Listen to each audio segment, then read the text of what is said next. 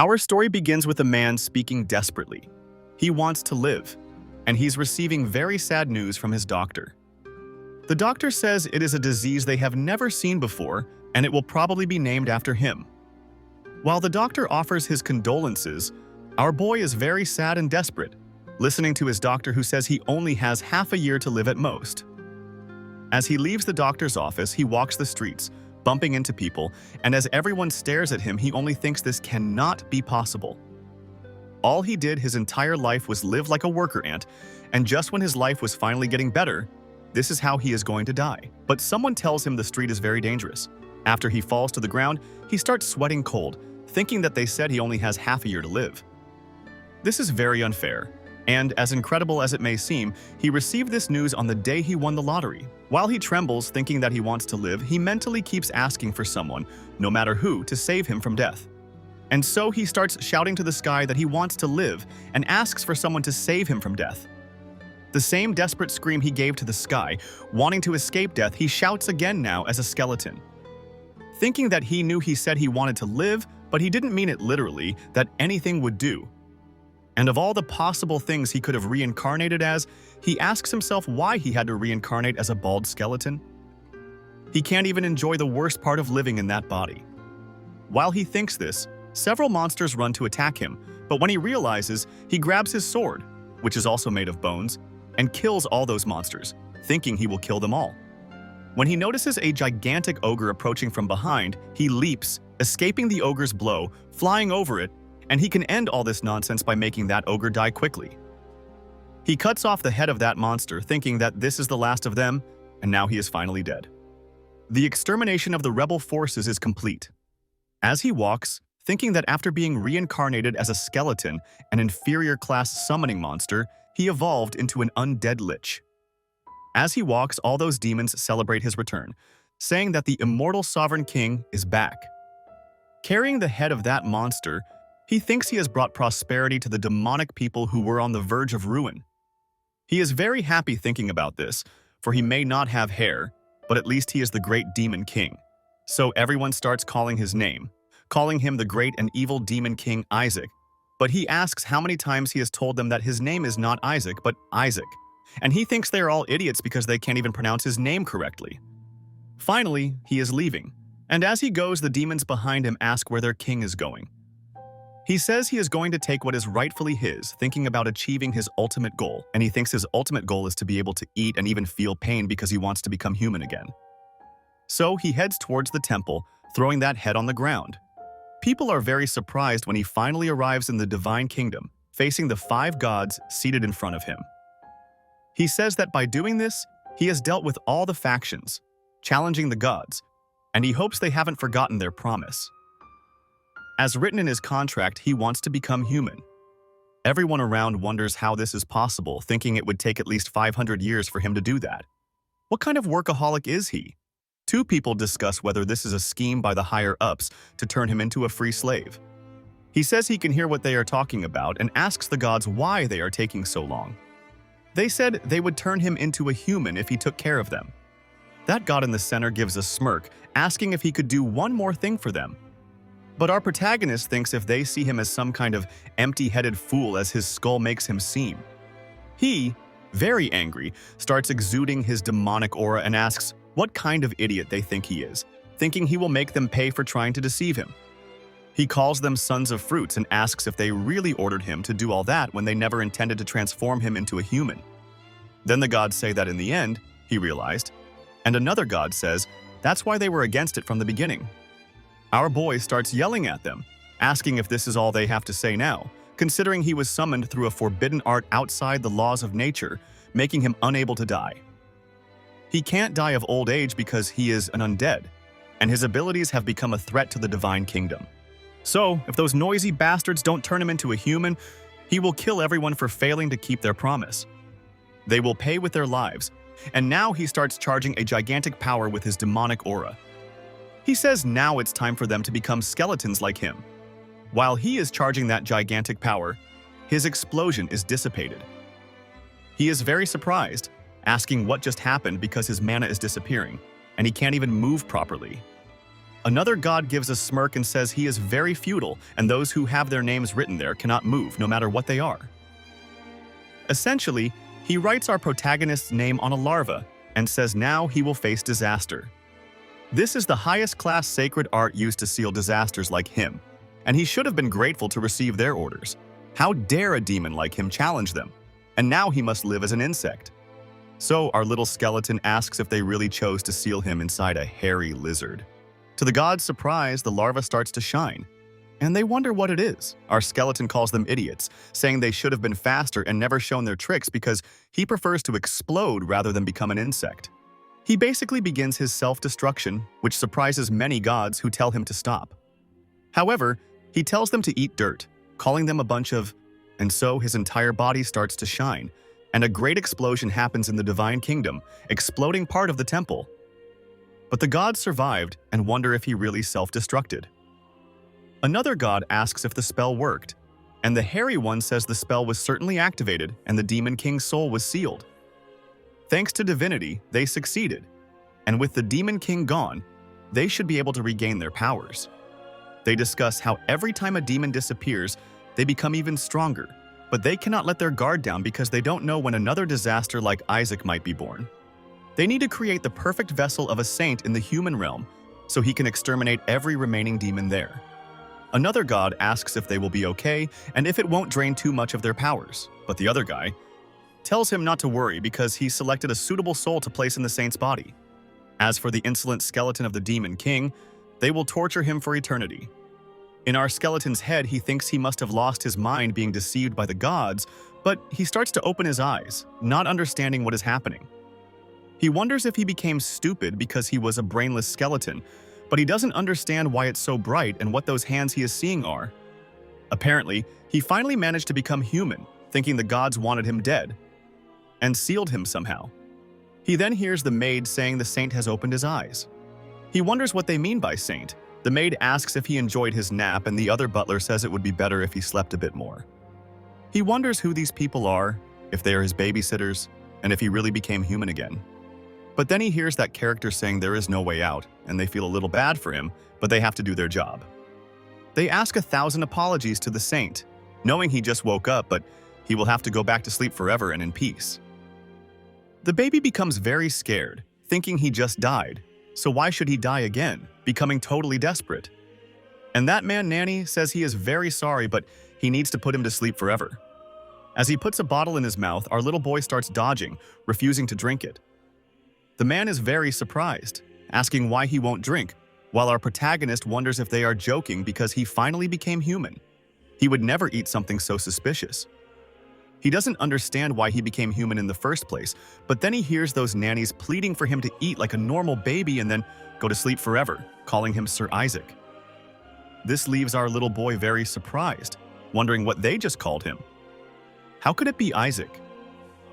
He remembers how the demons called him Lord Isaac, and this is another pronunciation of his real name, which is Isaac. When they used the spell to banish disasters to seal him, they must have written Isaac. That must be why he was never sealed and ended up reincarnating in a different body with the same name. He is very happy about this because the gods simply made a grammatical error in his name. He begins to give a devilish smile, thinking they are a bunch of fools. If they really thought they had won in the end, they couldn't even seal him. At that moment, that guy puts a bottle in his mouth again, and he thinks that now he is definitely going to die again. But when he tastes it, it's vegetable juice. He wonders if they are trying to kill him with that garbage. Looking at the guy, he starts to feel something strange. In the central temple in the Sacred Empire, a bishop walks through the temple, thinking that the baby should have been dead a long time ago. Someone stops him, saying he looks very excited. This is the Emperor of the Sacred Empire, Alexander Hitcliffe. The three bow before him, saying they salute the son of the empire. The emperor asks what he came to do there, and the bishop says he came to greet the saint of the house Yeshua, as those in sacred office should see the saint. The emperor gives a very malicious smile, saying that the way he talks, it seems like a burden to present himself because of the saint. It wouldn't be problematic if something went wrong again after the saint candidate was left in the care of the Santa Fe. At that moment, they hear a child scream, and the emperor looks scared, asking what is happening there. The bishop just gives a smile, and Everyone runs towards the young master. When the emperor and others enter, the maids say that the baby is too cute, playing with his little belly and having eaten a lot. The bishop is very shocked, wondering if it is possible and how the boy is still alive after drinking all that. He begins to go into a shock and get very angry, thinking this is not merely vegetable juice. Now we go back a few minutes while our boy was drinking that vegetable juice, realizing something strange was entering his body.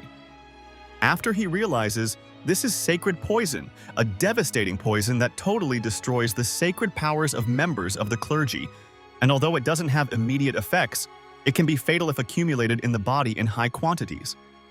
However, this poison is made from demon mana, so as a former demon king, this is perfect for him. Giving things made from demon mana to a demon like him is simply wonderful. He continues to blush even though he is a skeleton, thinking that this baby food is a feast for him. He starts shouting, asking for more in baby language, of course. The nannies realize he quite enjoyed that vegetable juice, and he says it won't have immediate effects, but eventually it will. The little baby gives him a thumbs up and thinks that this mana absorption is perfect for him. Now, what he needs to do is dive into his body, beyond consciousness, into the unconscious world, and in its depths, find the source. As he is sort of swimming in the depths of his body, he thinks he needs to create a mana core. He is very confident, saying that fortunately, this is a very safe place. Now, he just needs to stay focused and place all the mana he absorbed into the core. He will need it if he wants to use magic later, so he can prepare it for now. But when he realizes that mana is so strong that it seems like it will explode. However, that light starts to diminish and he wonders what is happening. The mana core should be in one of the primary colors, but why is his mana core white? He thinks this is a big problem. How can he have so much power accumulated in a core so small that it was just formed? He gives a mischievous smile and says this is far beyond his expectations, wondering how many blessings were accumulated in that young boy's body. If he cultivates it well, maybe he can become a much stronger monster than he was in his past life. So, our cute little boy is very happy, thinking that now he will live as Isaac. Remembering that in his first life, he begged the heavens to let him live again, and the desperate wish that was engraved in his soul was survival. No matter how, he wanted to survive. In the end, this was the beginning of his life as a skeleton king. Now, Isaac's spells were inherited by this body, so our little boy will be able to use them from infancy. Those villains wonder if he finally died and want to take a look. At that moment, our little boy reaches out his hand, surprising both of them, while he, in baby language, asks for another bottle because he wants to become even stronger. Back in the present, the Emperor says it's a relief that nothing happened. The boy thinks that even though he was almost assassinated, nothing bad happened in the end, but he doesn't understand why that man is staring at him, and he realizes that maybe he ate too much. He cannot raise suspicions, so now he just pretends to know nothing and smiles at them. He starts smiling at the old man, but the bishop wonders what is up with that brat. He should be dying, suffocating on his own blood, but instead, he is alive and well, and laughing in his face. The old man was really outsmarted by a cute little baby. Now we are shown a few days before, at the headquarters of Santa Fe, where the Pope said that whoever becomes the saint will have possession of the entire sacred empire. This is a joke, and that's why everyone is declaring that one of their children is the saint. These noble families are really irritating. The bishop tells him not to worry because they are dealing with the other saint candidates. The Pope says that's very good, and he has heard a very unpleasant rumor that the Yeshua family has a saint candidate. He gets very angry, crushing his chalice, saying that the Yeshua family is a right hand of the emperor. The bishop, afraid of him, says there's nothing they can do about it. Then the Pope throws the chalice on the floor and says that he probably died before he got there. Even so, he wants the bishop to check the body because the saint can only come from the Beret family. This is Cardinal and Patriarch of the Beret family, Her Beret. The bishop, observing the baby, says they told him the baby would be dead, so why is he alive? This cannot be real. The emperor touches the boy, saying he is very interesting, with platinum blonde hair. The founder of his empire had the same hair color. He asks if the bishop doesn't agree, and the old man tells him he cannot say such blasphemies. Isaac realizes he is the emperor. The emperor says he is closer to God than the current pope, and should be the last saint candidate. This completely shocks our baby skeleton, thinking that the baby he reincarnated into is the saint. The old man thinks the emperor is beginning to favor the boy, and he cannot allow this. He asks His Majesty to please let him expose the child. The emperor asks what the problem is, and the old man says it's strange how the baby can drink so much vegetable juice. The emperor doesn't understand very well, asking what is so strange about a saint candidate eating what monks eat. The protagonist wonders how he, the demon king, could be a saint candidate. But the bishop insists that it is still strange and asks to inspect the child. While they were discussing, our little baby burps, and out of his burp comes demonic energy that he could not fully digest. He faces the situation in panic, realizing that the bishop saw it. The old man says he just felt demonic energy coming from the child, and with a smile says this is very strange, which makes our boy very worried because he noticed. The bishop says this child could be a false candidate using mana and needs the inquisitor to investigate him immediately. At that moment, everyone in the room asks how he can talk about a saint candidate that way. The bishop tells the emperor not to worry because the pope has already chosen the child from the Barent family as the saint. This surprises the emperor a lot, thinking he chose a child from his own family as a saint, which is very shameless. Our little boy, realizing this, understands that they are trying to get rid of him. The old man picks up the boy and says he orders the priest to bring an inquisitor, but the emperor asks him to wait because the Yeshua family is the closest ally of the imperial family. As emperor, he suggests checking the child another day. The bishop agrees, saying he spoke with the pope, who said he would only hold the investiture ceremony of the crown prince after the selection of the saint, which shocks the emperor, realizing that he refuses to officially recognize his son unless he agrees with his choice. The emperor asks if this is the intention of Santa Fe. Our boy, realizing this, understands that he is completely screwed. To be honest, he doesn't want to be a saint candidate, but if this continues, his true identity could be revealed, and he could end up dead again. The Pope said they should inspect the child right now using the sacred art of exorcism. At that moment, our little boy grabs his bottle and says, "All right, if that's how you want it, then so be it." He injects his mana into the bottle and hits the old man right in the face, causing him to lose some teeth and start bleeding. Our Isaac just looks satisfied, very cute and happy, speaking in his baby voice that this sacred power is in him. But this is really shocking. He starts to gather that sacred power again and beats the bishop in front of everyone, still speaking in his baby voice, asking what the old man can do now. As he beats the old man, the bishop thinks this is definitely mana and sacred power. Seeing the scene, the emperor and the servants are very surprised. Meanwhile, Isaac thinks he will make the bottle even more resistant with magic and deliver a final blow to him, all while pretending to be an innocent baby. After beating the old man a lot, he wonders what he thinks now. Looking at his glowing bottle, he thinks that every time he uses mana, he feels a bit of sacred power too. He knows that sacred power and mana are incompatible and normally cannot be used together.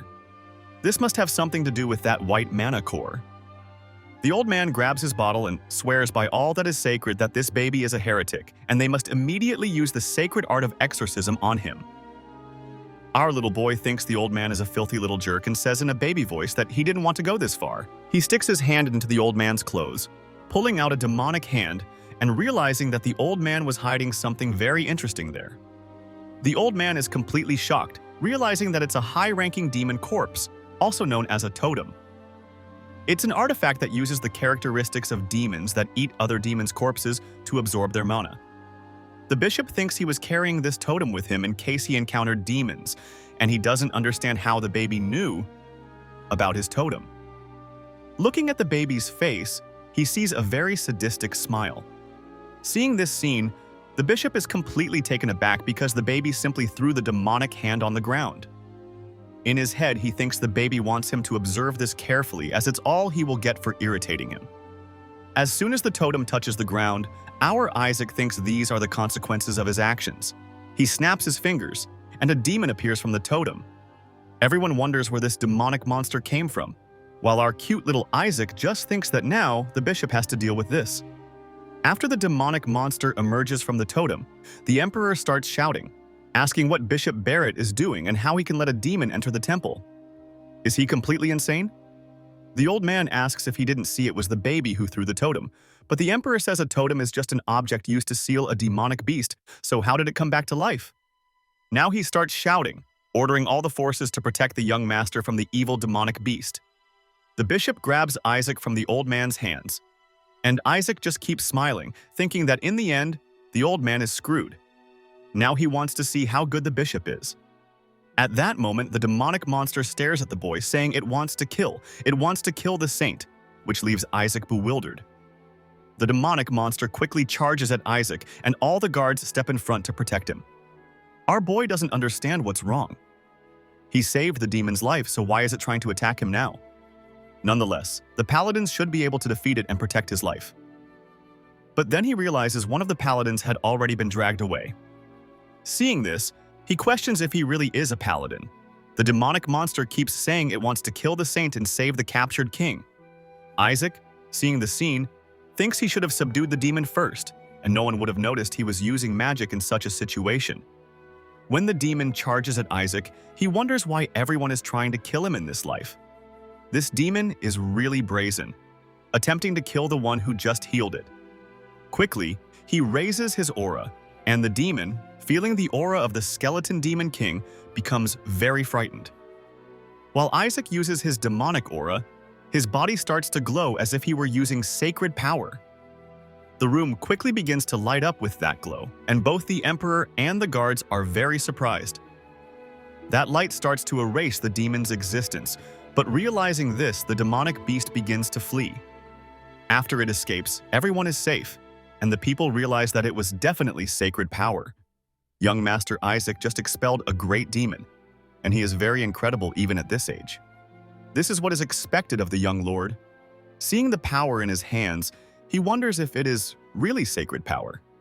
He doesn't understand how he just did that, realizing that in the end, he ran out of mana. He wonders if this body is transforming his mana into sacred power. He becomes very annoyed, realizing he cannot understand how he will be able to accumulate mana since the Sacred Empire lacks mana. At that moment, the old man orders them to release him, saying this baby is a heretic and is using demonic power. How dare he enter the Sacred Empire like this? He tells His Majesty that he will prove it to him and show who he really is through an exorcism. The emperor says enough and asks how he dares to accuse the innocent saint candidate. Not only that, but he also let a great demon loose in front of the imperial knights. He absolutely will not let this matter pass, even if he is from Santa Fe. The bishop becomes very worried, thinking that if the emperor suspects something, he will soon find out about the infiltrator. If that happens, Santa Fe could also be in big trouble. On his back, he begins to activate a magic circle, thinking that even if he has to take responsibility for what might happen, he must save his family's life. That's why he must kill the Yeshua family's saint candidate by activating the great sacred beast behind him. Seeing the beast approaching, Isaac just sighs and says he really thinks he can kill him with something like that. But when he sees the beast coming right at him, he quickly remembers that he no longer has mana, so he's in big trouble now. At that moment, something appears around the monster's neck, freezing it. A man enters the room and asks how he dares to lay hands on the direct lineage of Yeshua. When they see the man, they realize it is the Blue Faith, and they are the Knights of Yeshua. The man in front is the seventh son of the Yeshua house, Hilai Yeshua. He starts pointing at the bishop, ordering them to execute him immediately.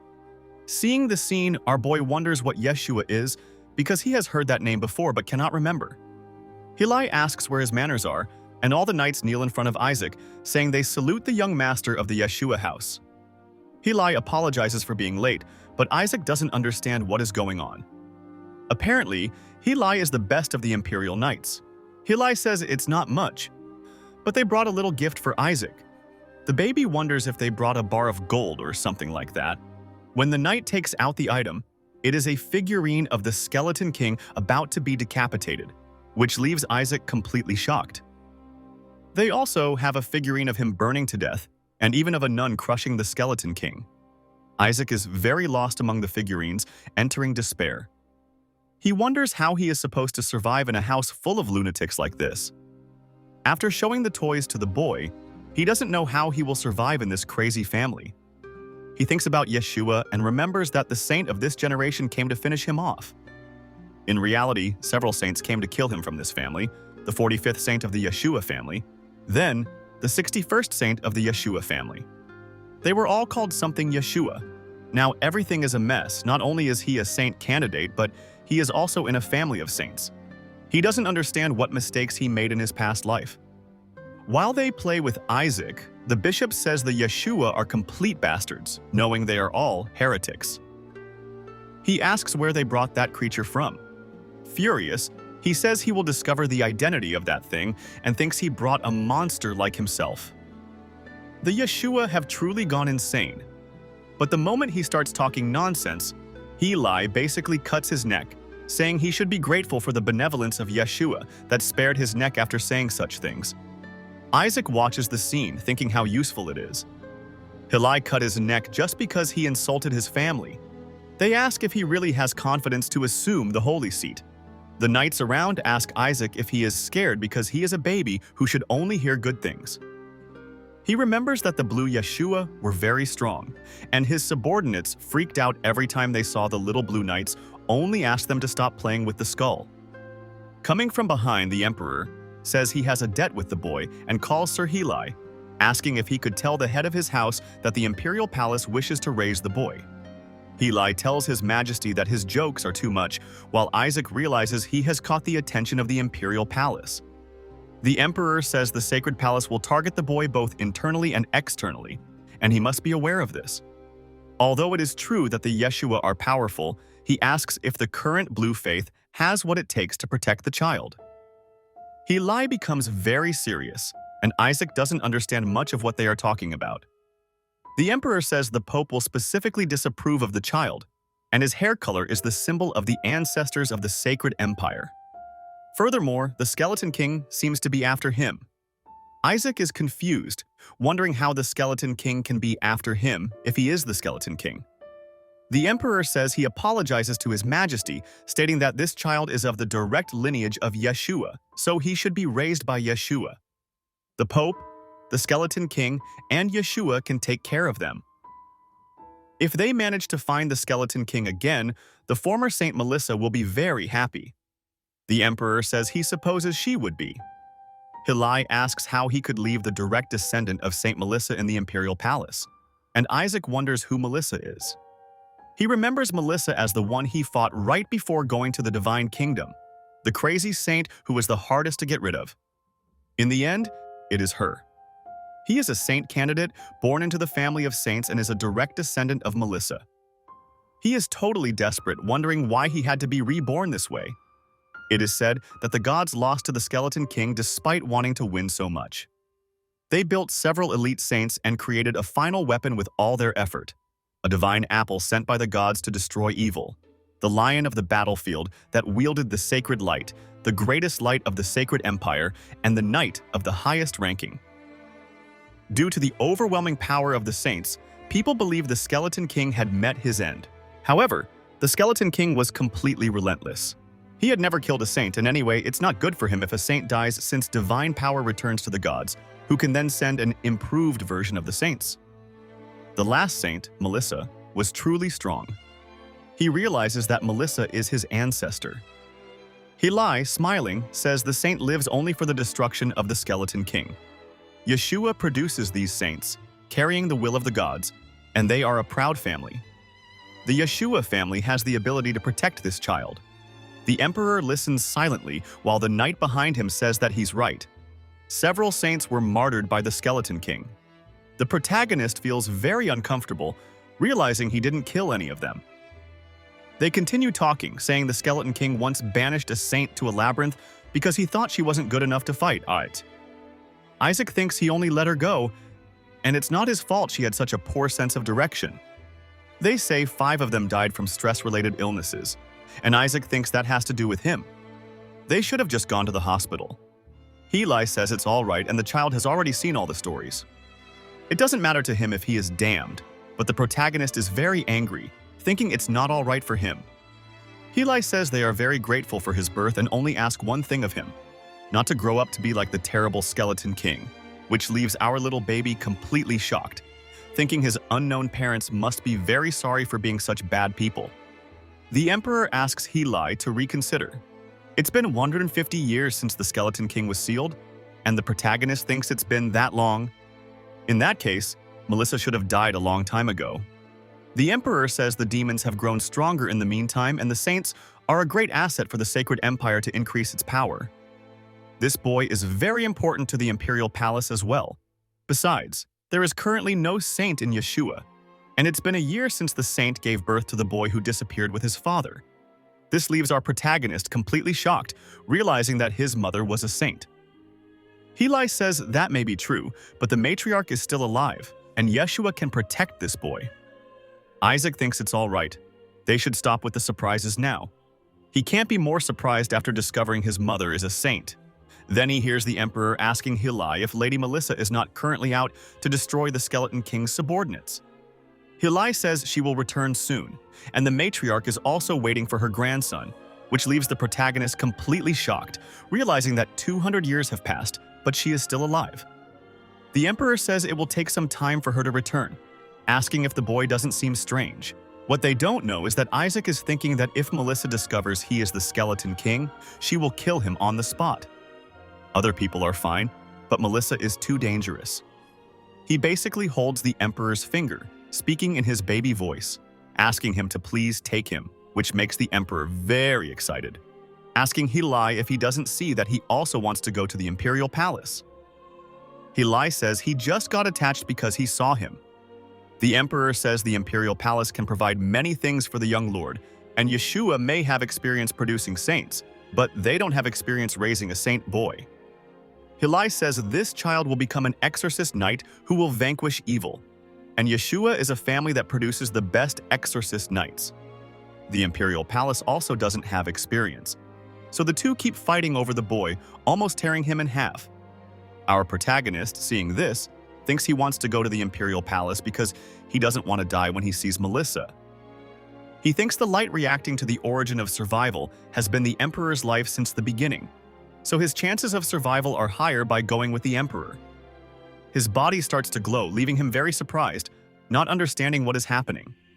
The scene shifts to another location, where the bishop says he is innocent and that thing used his mana. It is definitely a spawn of demons. A hooded man says divine power comes from the gods themselves, asking if the bishop is saying the gods gave divine power to a demon. The bishop says no, wondering how he could confuse mana with divine power.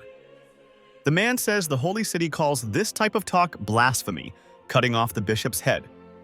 Another man behind him says they've formed an assassination squad again, but the Pope says it's unnecessary because the Emperor will want to take the child, and they will have countless opportunities in the Imperial Palace. They just have to wait for them. The scene returns to our boy still on the same day, now going to Yeshua in a very luxurious carriage while the Pope and the others are left behind. He remembers a few days ago when that light appeared. Heli told His Majesty that Yeshua is not a good place to raise a child, considering they are a house that keeps demon corpse cores.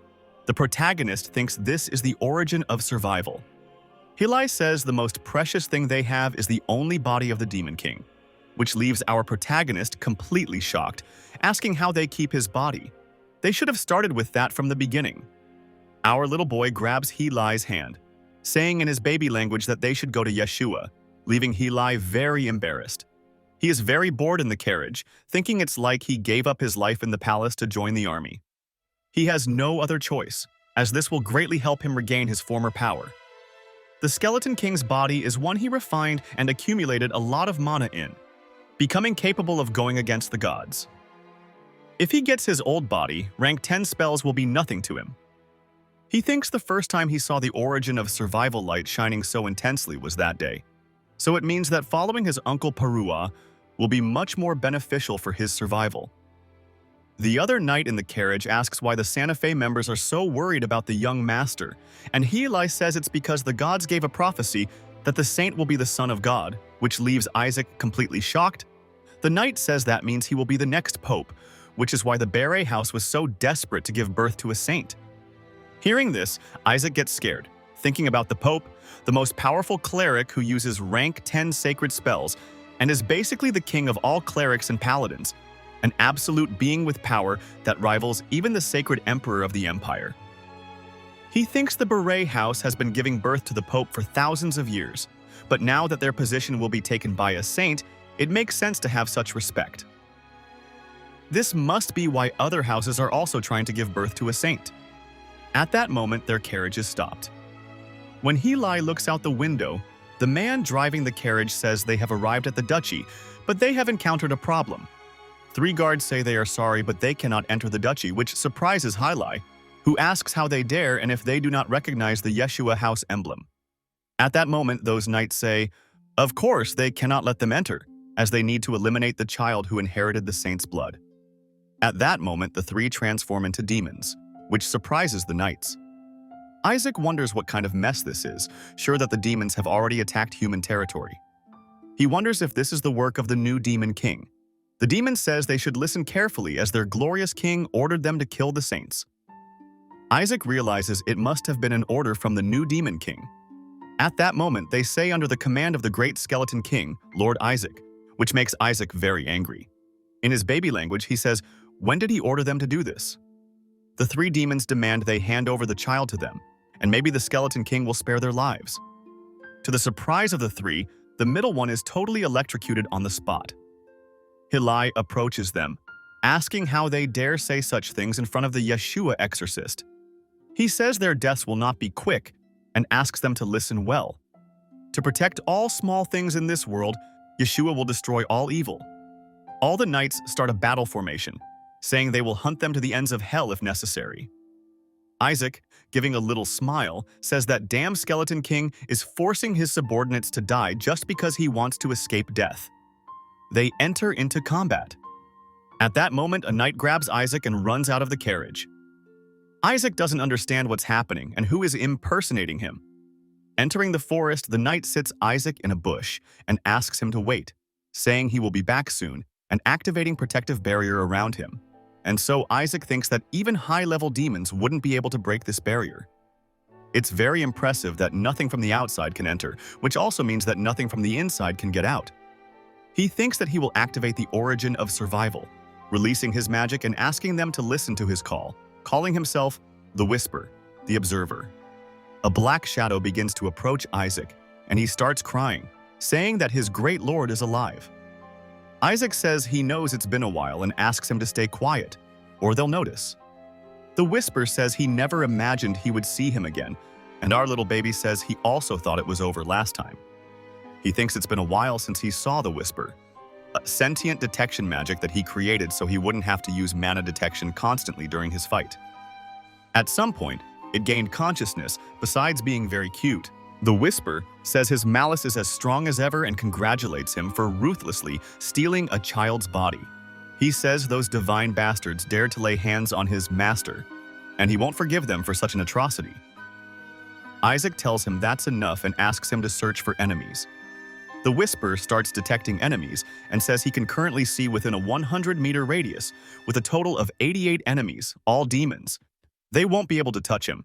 Isaac thinks it's absurd, 88 of them, and if they really want to start a war. It's going to be very problematic if the security of this territory increases because it will make it even harder for him to contact his subordinates. At this rate, he will have no choice but to deal with them personally before they are noticed by the Yeshua house. Even if he has to use all the mana he has accumulated so far, he needs to get rid of all of them. The Whisper says the number of enemies has dropped to 51, and the enemy forces are falling rapidly. Now, there are only 31 enemies left, which surprises him, realizing that, in the end, those blue knights are killing all the demons, activating a defensive formation. The demons look back and realize their comrade has finally arrived, asking him to help them in this mission to kill the saint.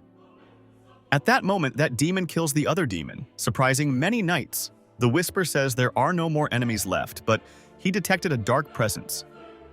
The dark presence, facing the humans, says they dared to touch their king with their hands and must pay with their lives. Isaac is completely shocked, wondering what this guy's deal is. The shadow says he is their king, their first and only master, and asks how they dared to imprison him inside the body of an inferior baby. Out of gratitude for being released, the shadow's light developed a twisted attachment to Isaac. He says they must not even look him in the eyes, or he will have to separate their eyes from their bodies. The knights wonder what this demon is talking about, as humans do not understand the demonic language. Whisper says this is a big mess, while our little baby thinks that this guy realized he is the Skeleton King and had the courage to follow him there. The knights prepare to fight that demon, and Isaac in the back waves his hands, speaking in baby language, telling them not to mess with his food because it is his concentrated mana source. The knight tells young Master Isaac to be patient because they will solve this problem quickly. The elite demon says that his master recognized him and the reason for his existence, which angers the knight because the demon's expression is very strange. In the blink of an eye, the demon advances towards the humans, deceiving them and heading straight for Isaac. Heli, very worried, realizes the demon is going after Isaac. The demon asks how they dare imprison his master in this filthy bubble. Isaac thinks it's great. He managed to get his attention and can't let his food escape from his hands. He asks the demon to break the barrier, and the demon agrees, breaking it immediately, surprising many knights. At that moment, Isaac gives a little smile, saying he did a great job. He takes the demon's hand and says that to fix the mess and rest, he will suck that guy. Seeing this, the demon wonders what his master just did. To everyone's surprise, Isaac just turned the demon into a totem, staring at them with cute little eyes. The knight begins to toss Isaac in the air, saying that transforming a demon like that in an instant is really incredible. He used a sacred art that only saints and cardinals can use. Heli just stares and says it certainly seemed like a sacred art used to make a totem. But for a child to be able to use a sacred art like that, he didn't even feel any sacred power. The knight says that people tend to shine more when they are in danger. That thing went straight for the young master, instinctively feeling that the young master was a threat to its existence and prioritized him. The young master definitely has something special waiting for him, and they are sure he is the saint. Heli thinks he is not wrong. The demons did come for the child. Even if he is not a saint, this child is definitely special. But he wonders why he had to be born a boy. And due to the Skeleton King's curse, the men of the Yeshua house says he has decided, and as the commander of the Blue Beast, he will protect young Master Isaac, the future of the Yeshua house. This surprises Heli a lot. He gives a little smile and says he understands and seems to have been a fool. Why fear the Skeleton King's curse when this child will bear the Yeshua name? Now, he takes Isaac and says they will go to his home, and with his uncle there, he will teach him many things. He really has great potential to become an excellent paladin. While our little boy smiles, he thinks he doesn't care about being a paladin. He just wants them to hand over his old body when they get home. Heli says that even if he is destined to have a short life, he will find a way to save him, leaving our little boy completely puzzled. Heli says his name will be known throughout the continent, but speaking in his baby language, the baby wonders what that scary thing he just said is. Heli says they will now go home. After a few days, they finally arrive at the luxurious mansion of the Yeshua house. Seeing the mansion, our little boy wonders if they are really living so well by killing his demonic people. It's very expensive, and they are the damned bourgeoisie. He always had to desperately save to feed his people. Whisper says that the difference between this luxurious castle and his demonic castle is like heaven and hell. Even if they sell all their things, they still wouldn't be able to buy any of it. Isaac, very angry, just tells him to shut up. Heli says this is the Yeshua mansion, the origin place of exorcism on the continent. He asks Isaac to look because he will grow just like those guys, while he sees the knights beating a scarecrow of the Skeleton King. Isaac just thinks these guys are teaching their children, but it doesn't matter. When he joins the Sacred Empire, he will make the Empire his puppet and transform it into the Isaac Empire. Whisper asks if he will let the children's game hurt his feelings, even though he is the powerful Skeleton King, saying it really seems pathetic. Isaac just tells him to shut up again and keep an eye on the surroundings. Whisper agrees. At that moment, Whisper identifies all the mana points in the mansion, which surprises Isaac a lot, realizing there are more than 10,000. He has never seen so many mana cores. The knight says they have arrived. Heli, getting off with Isaac in his arms, asks them to organize his room because Isaac will sleep with him. At that moment, the butler apologizes to young Master Heli, saying they were ordered to take young Master Isaac to the annex. Heli asks what he means by the annex, and the butler says that the fifth young master ordered that young Master Isaac never enter the main building. Heli gets very angry, asking if he really wants to send Isaac to that damned cursed place where people die. Isaac realizes these are family squabbles, and he should have known when they left children outside. Heli says his older brother is doing unnecessary things, and Isaac thinks it's true. Why would he live in an annex when he can live in a gigantic mansion? At that moment, Whisper says the mana cores are in the annex, which surprises Isaac. Heli tells the butler to stay out of it because he won't let his nephew stay in a ghost house. But Isaac just asks to go there, and Heli says they will go to his room, and every night at bedtime, he will tell him stories about how the saints beat the Skeleton King. While walking, someone appears in front of him and says that first, he brings this filthy little worm home, and now he wants to cause confusion. He ordered that the child be sent to the annex. He says he showed up after so long, and the first thing he does is challenge his older brother. This is the fifth son of the Yeshua family, Goel Yeshua. Isaac just stares at him, thinking this guy is a complete jerk. His older brother tells him to lower it and send him to the annex. Heli asks if he is serious. This boy is a direct member of the Yeshua family, asking if he really wants him to live in the annex used for banishments. Heli tells him to leave because he will read him the ritual of exorcism of the Skeleton King in his room.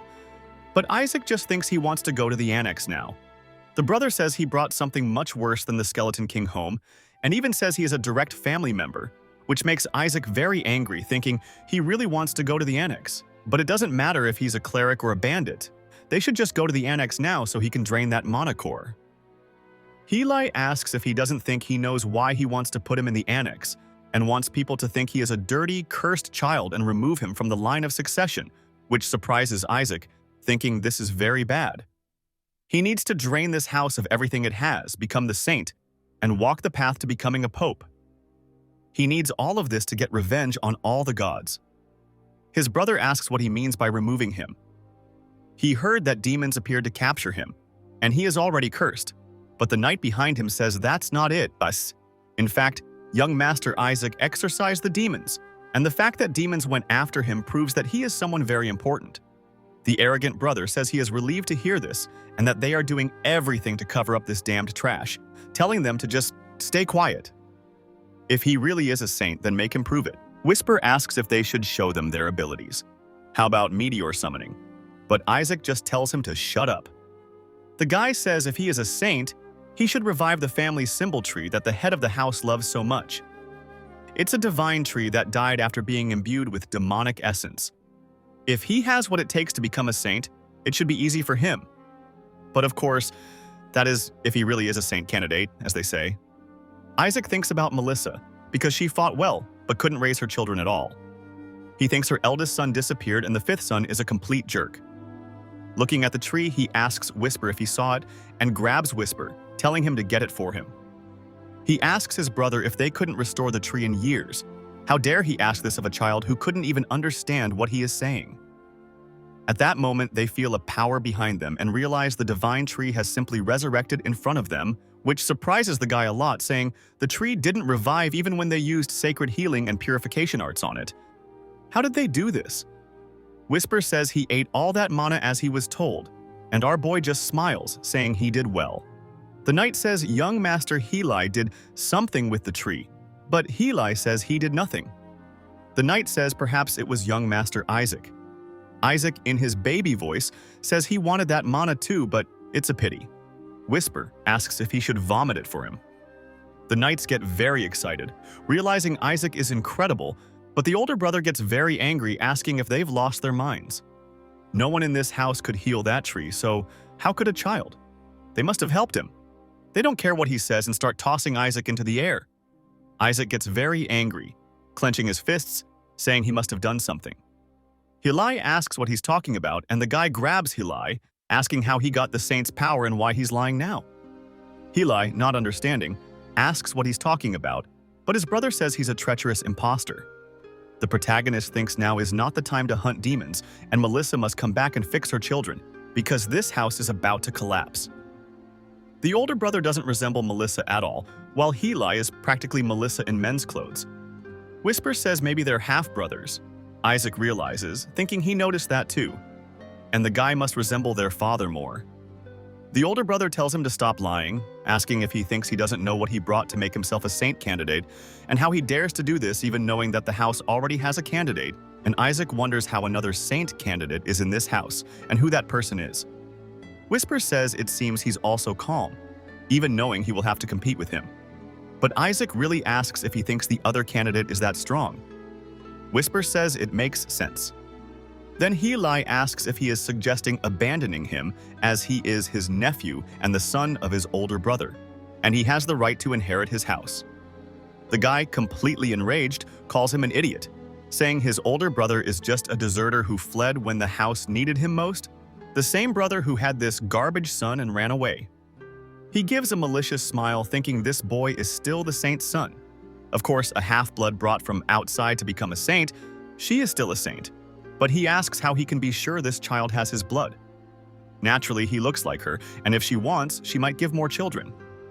At that moment, he receives a punch right in the face, and Heli, very angry, asks if he really thought he would get away unscathed after saying such atrocities. This leaves Isaac quite satisfied, thinking that siblings flourish by fighting each other. Heli starts beating his older brother while the protagonist, with this evil expression, thinks that the house of that woman will be completely destroyed. Whisper, frightened, says logically speaking, if the house doesn't fall into ruins, he will be ruined too. Now, a few hours have passed and our boy finally entered the main mansion. But he is very sulky, staring at all those old men, wondering how another boy was born and the usefulness of generating another child, while he thinks no one in this house is sane and how they can treat their eldest grandson like this. They start talking, saying that when they created that girl to become a saint, the least she should have done was not give birth to a useless boy like this. She isn't even fit to be a saint herself. That woman in the center tells them to be quiet and tells Heli that the affiliated family said they would raise him. She is the second wife of Eli Yeshua, the current leader of the Yeshua family, and the house's leader, Reina Yeshua. She asks why he brought him to the main family's territory. Our little boy sees that she doesn't even hide her disdain, realizing it was this woman who wanted to send him to the annex. The guy who got punched in the same nose says his mother is asking questions as the house's leader, and he responds by saying that his father left a vacant position. The woman says he went out for a while and this saint candidate talk kept him busy.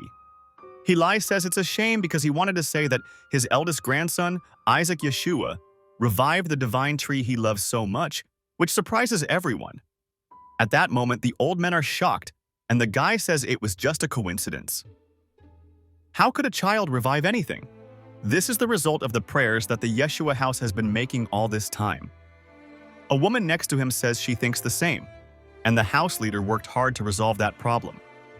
How could a mere child solve it?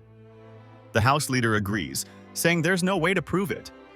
The elders say it's a great blessing that the divine tree has been revived, but they have no way to prove it. Isaac thinks they want proof, so he extends his hand in front of them, and to everyone's surprise, a magical crystal appears.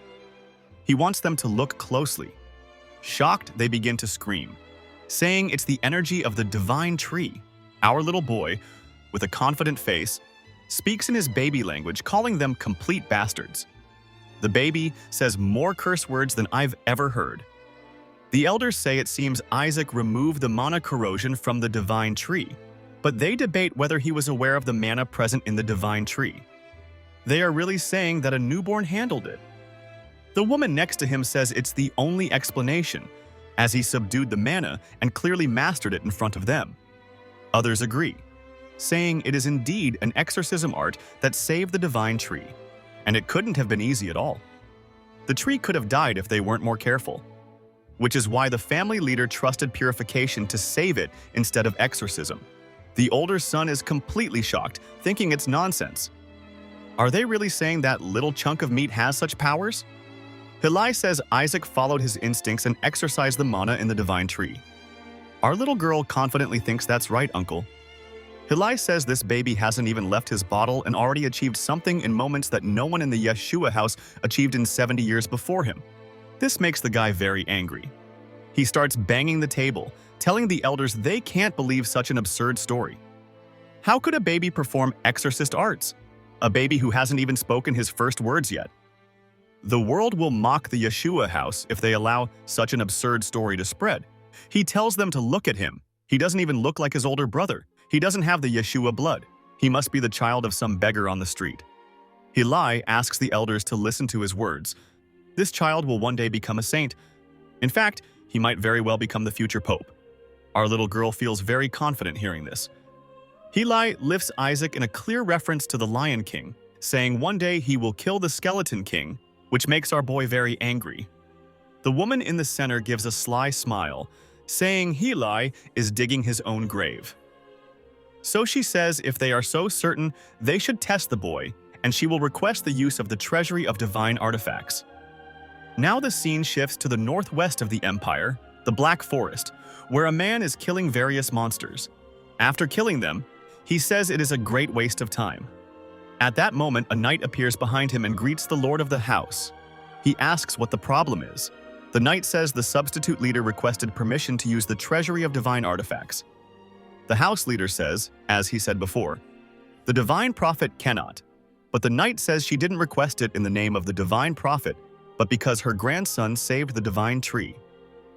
Therefore, the substitute leader requested access to determine if the boy is really the saint.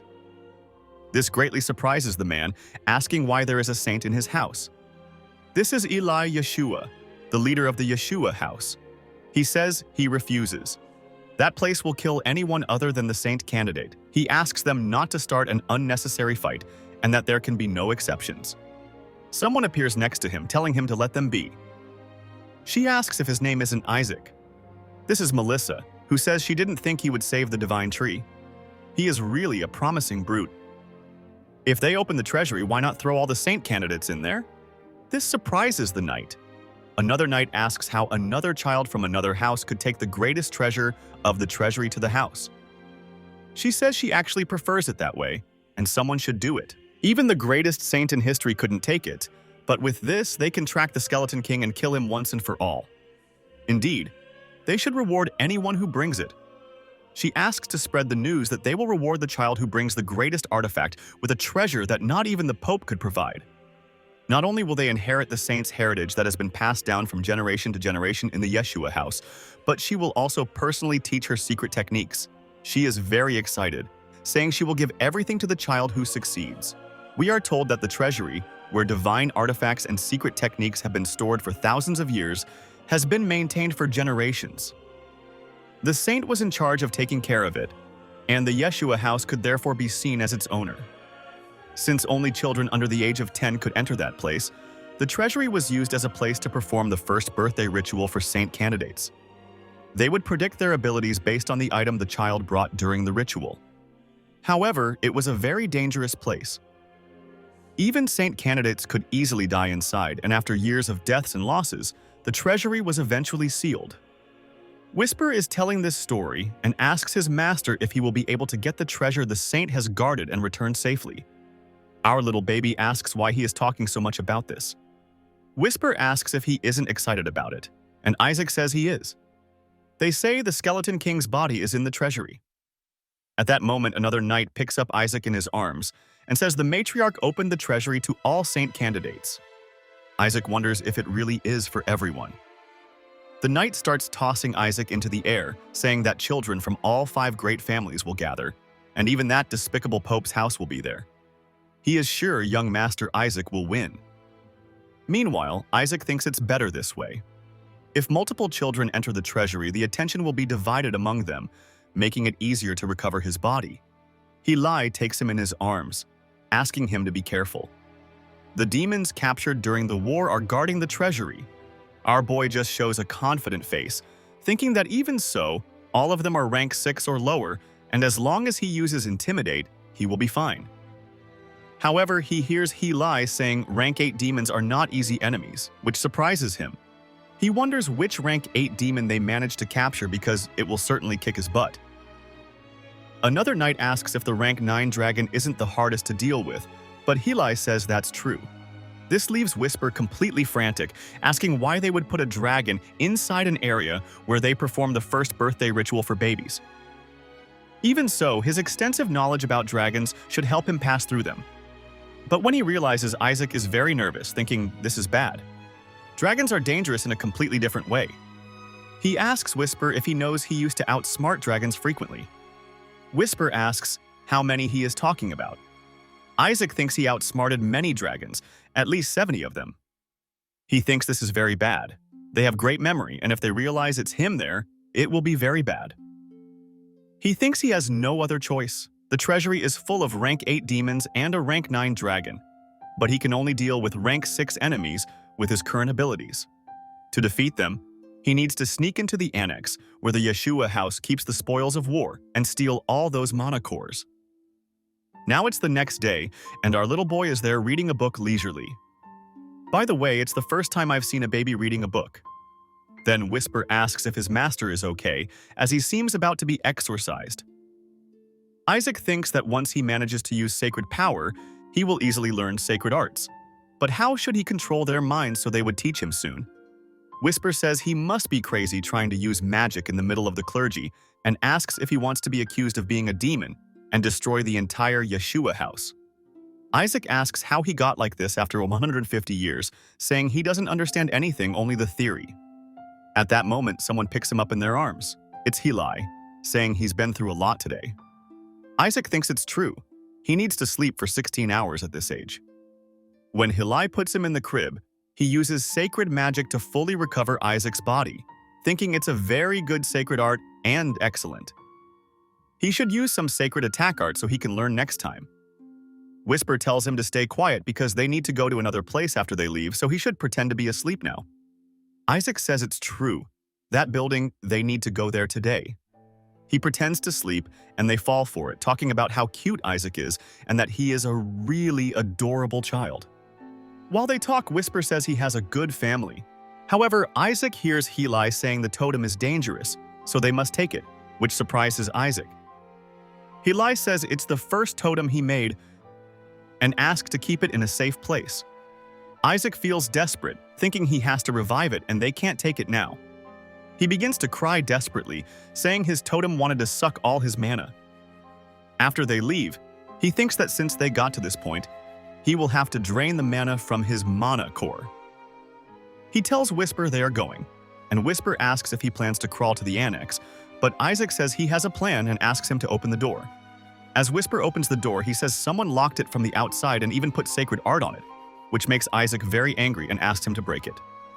While Isaac is hitting the door, thinking of a way to open it, someone opens the door. It's a boy holding Isaac's totem, and he is very surprised, asking how a baby who can't even walk got there. This is Shuri Yeshua, the 5-year-old saint candidate of the Yeshua family and son of Goel Yeshua. Isaac asks if this is his rival, while Shuri thinks there is no way a baby did this, and even a genius like him can't do it. He begins to show his power to Isaac, surprising our boy. Shuri says he will become a saint and asks how he dares try to steal his position. Seeing a rattle in the corner, our protagonist simply uses his magic to hit Shuri on the head, surprising him. In his baby language, he says he found his ride, and the boy asks if he knows who he is, while our protagonist thinking he looks exactly like that uncle, and this must be his son. He picks up his rattle and thinks that if he gathers sacred power to attack him, he deserves to get beaten. He starts hitting Shuri with his rattle while Whisper says that's a nice hit. Our little baby says that this arrogant kid will become his ride. He starts hitting the boy hard. After hitting him a lot, the boy activates a barrier, calling him small and asking if he was surprised. He is the only person his age who can use rank 3 defensive sacred arts, and he asks not to be so surprised. He activates rank 3 attack sacred art, Holy Light, which surprises our little protagonist. Seeing those energy balls flying right in front of him, he thinks this is great and gives a slight smile, thanking him for the meal. He activates a defensive barrier, surprising the boy, who asks what kind of big defensive sacred art that is. Our little protagonist thinks his uncle didn't say how to use it, so he was curious to test it. Apparently, he managed to learn it. In his baby language, he thanks him for showing him how to do it. Seeing this, Shuri is very surprised, saying that it cannot be. Our protagonist just points his little finger at the boy, and the energy balls go in his direction, starting to attack him. Whisper asks his master if that looks good, but if it's okay to kill a direct family member. Our little baby asks what he means by killing, saying none of them hit him. Shuri, very scared, starts yelling at the boy, saying he can't even hit, so he shouldn't scare him like that. No matter what sacred arts he uses, he can't be a saint candidate like him. At that moment, he hears someone saying, "How dare you?" When he looks back, there is that demonic shadow asking how he dares attack his king and if he wishes to die. This leaves the boy trembling with fear, crying, not understanding what is happening.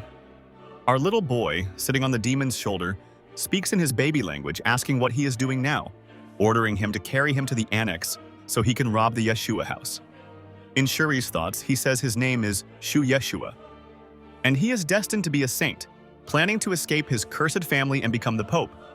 At least that's what he thought, because now he is carrying this baby wherever he wants to go. Our little boy starts directing him, making Shuri very angry, asking why he has to do this for him, and saying he can't order him around. But next to him is that demon shadow, telling him to keep moving, or he will be torn in half, which leaves the boy trembling with fear. Now, he just wants to focus on surviving first while crying, asking for someone to help him while our little boy indicates the direction for him. In his language, he asks the boy if he wants to die because he's not going in the right place. Shuri asks where he wants to go that night, but as he realizes the path he was taking, he begins to tremble, thinking that this is the second annex of the Yeshua mansion, called the Ghost House. Shuri wonders why this crazy child dragged him there. The head of the family said this place was off-limits due to all the deaths. Meanwhile, Whisper smiles with our boy, saying there are dozens of mana cores in there, and that mana would take decades of intense training to obtain. Our little baby orders him to go ahead, calling him his transport. Shuri asks if he really wants to enter, but that shadow next to him tells him to shut up and do as he commands. Shuri, very scared, enters the house. While he's completely frightened, our little boy says the interior is much messier than he thought it would be. He notices something while looking at the doors. Whisper says the entire building is sealed, and all the doors have a barrier spell. Isaac says this is a drag, while Shuri says they should go back now because all the doors are closed anyway. Our little boy starts pulling his hair, leaving him very scared and asking what's wrong now. As he tells him not to pull his hair, they look at 3 portraits, and Shuri says these are the former clan chiefs. Isaac stares at them. Shuri asks if he plans to become a clan chief, but tells him not to think about it because he will be the next leader. While he says this, our little boy grabs his rattle and throws it at the portraits, leaving Shuri completely surprised and scared, saying those are paintings of their ancestors, and he just broke all of them. He is a complete lunatic. Isaac says it seems there are no more barrier spells on the paintings. Whisper, and he becomes very excited, saying the barrier has been broken. Isaac jumps from Shuri, who asks where he is going. Our little protagonist starts rolling in the middle of the house, and Shuri says he is a complete psychopath and can't be walking around like that. Our baby opens one of the doors and sees that he has arrived where he wanted, where there are various mana cores, and where he can become much more powerful. He asks Whisper to close the doors. Meanwhile, Shuri runs towards him, asking what he's doing there. Isaac looks at him, thinking how a child like him could know. Shuri starts yelling that he is a demon child. Now alone in the room, Isaac thinks it's time to start.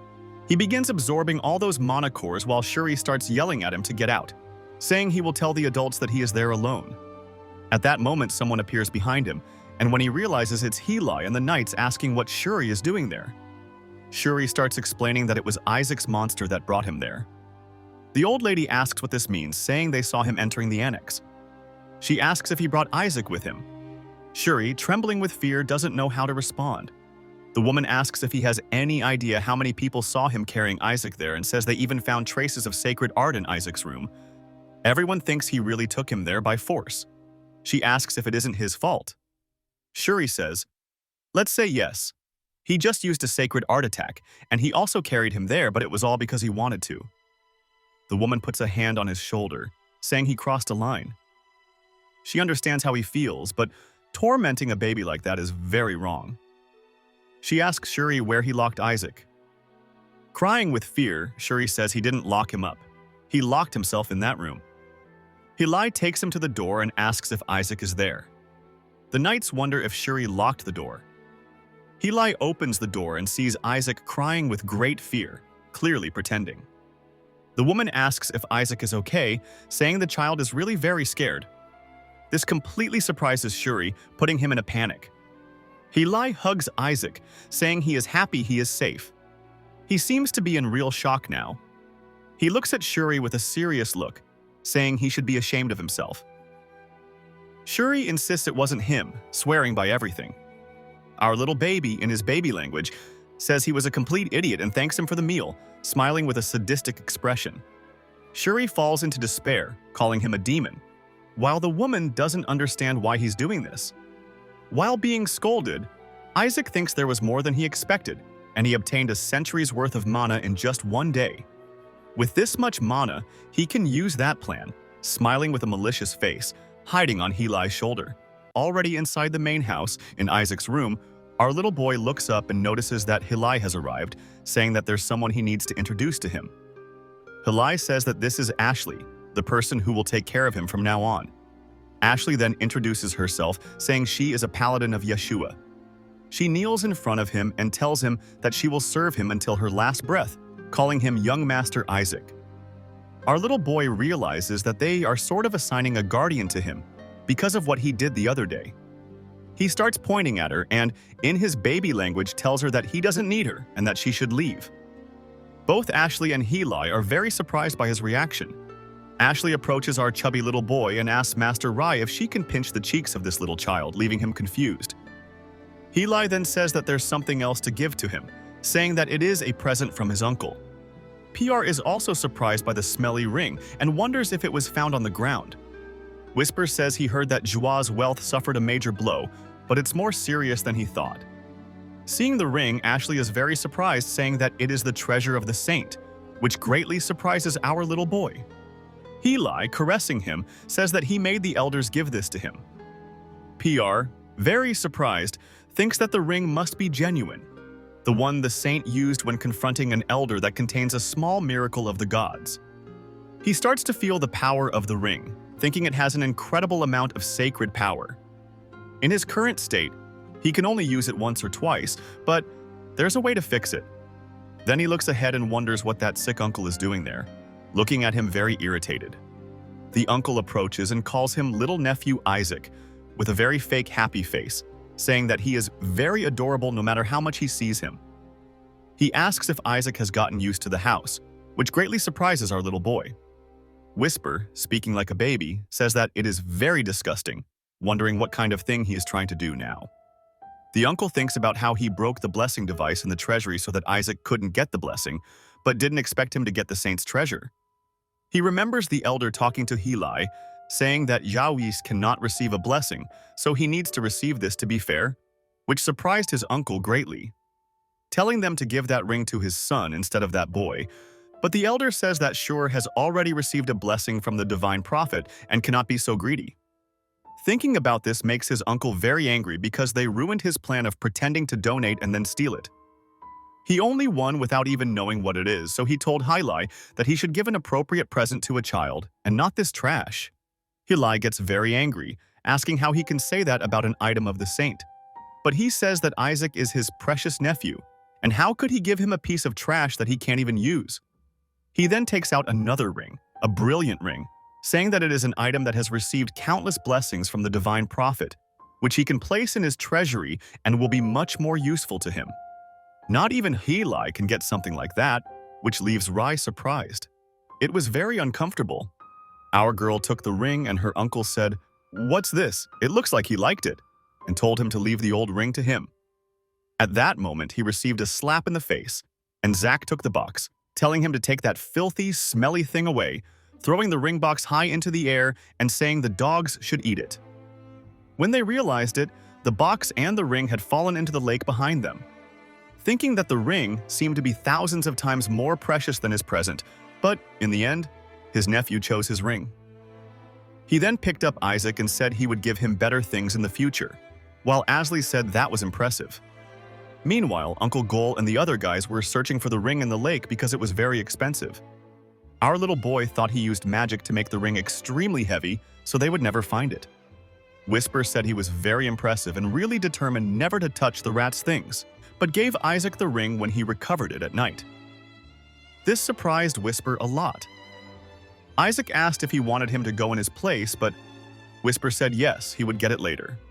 Our boy thought that selling it would be worth a lot of money, while his uncle was desperate because he lost a very expensive ring. Now, in his office, he started cursing the baby and asked the man in front of him if he knew how much it cost. The man said it didn't matter. It wasn't like he could use the ring anyway. It was a right and a good item for someone who couldn't use sacred arts, but he couldn't activate it since it could only be activated after absorbing the sacred power equivalent to 20 people. He wondered if there wouldn't be about 10 people at his first birthday, thinking it would be something good for the day of his birthday.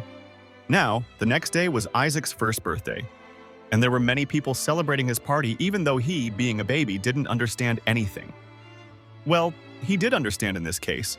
Ashley said it was incredible, with 148 candidates for sainthood and 4,000 servants and aristocrats. It seemed that all the ducal houses and dozens of marquis houses had come. She saw that other countries had sent their candidates for sainthood and asked if it wasn't incredible. Quant thought that they said saints were sent by heaven, but those gods had become so lazy that they started throwing them everywhere. Whisper said that was definitely something they would do. Relay said it was unexpected. He thought everyone would assume it was a trap and wouldn't come. Just at that moment, someone opened the door and said there was no way they could think that. This smiling guy said it had been a while for Heli. It was Count Simon Ice, the leader of the 3 largest merchant guilds before the Empire, and a childhood friend of Heli.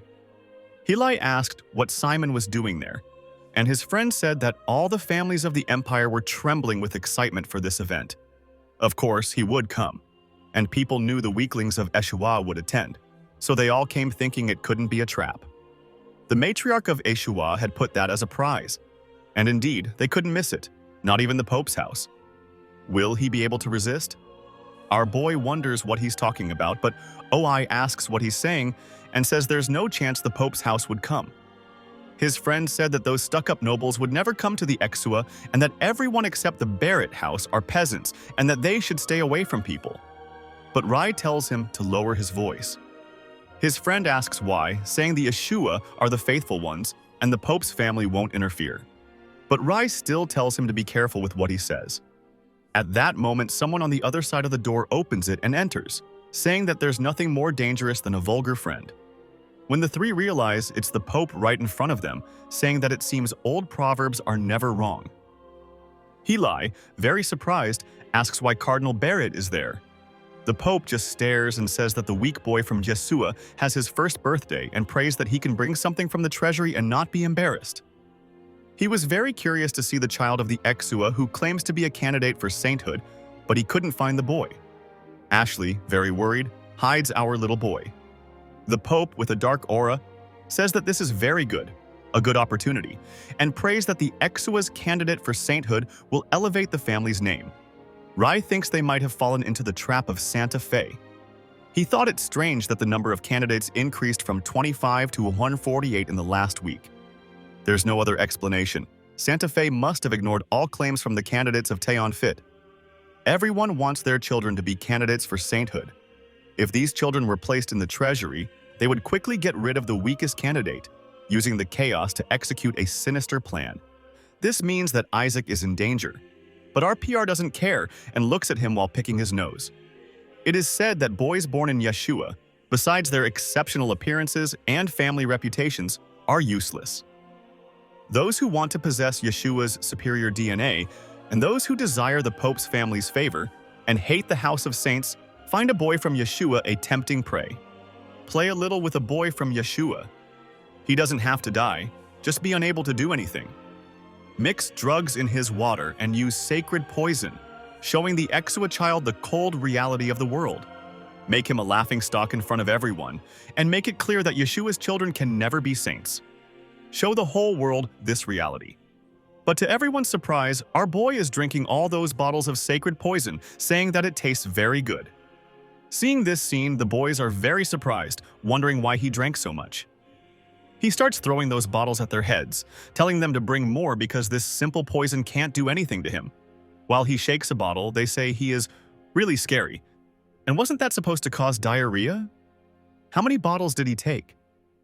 But he wonders why Isaac keeps drinking poisoned drinks and asks him not to tarnish the name of Yeshua. A candidate for sainthood can't even notice something with drugs.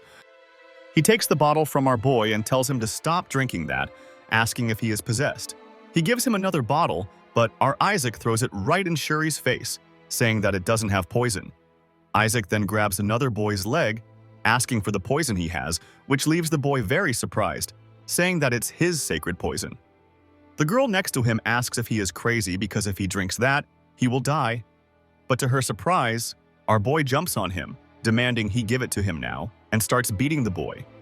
The children around think that he is really resistant to poisons, and they heard that if you train your sacred power, you can naturally detoxify from sacred poisons. People also wonder if he is testing poisons because he thinks it's dangerous for others. But Jules just wonders what they are talking about because that one would never do this. To his surprise, right next to him, appears a boy saying that the child is sacrificing himself. This leaves Shu completely surprised, thinking that this is Ken Barrett. Why is he here since he is from the Pope's house? He is basically the direct grandson of the Pope. The boys around don't understand what Beret is doing there and why the Pope's house is in the treasury of holiness. They say that in the end, it's all a mess because he will definitely win. Our boy stares at him and thinks that this is the guy chosen internally to be the saint. He wonders if the Eret family can produce pure pink hair like this because no matter how much he thinks, all the popes had dirty brown hair. Kina says it's not strange that the Pope's house is in the treasury of holiness, since the Pope is the leader of all the clergy. Thus, the treasury of holiness is the property of the Pope's house, which greatly surprises Shu.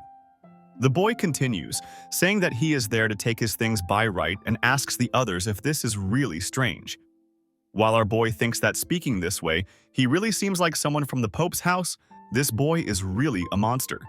Considering his sacred power, he is already beyond the level of a bishop, and that's why he is the #1 candidate to be a saint.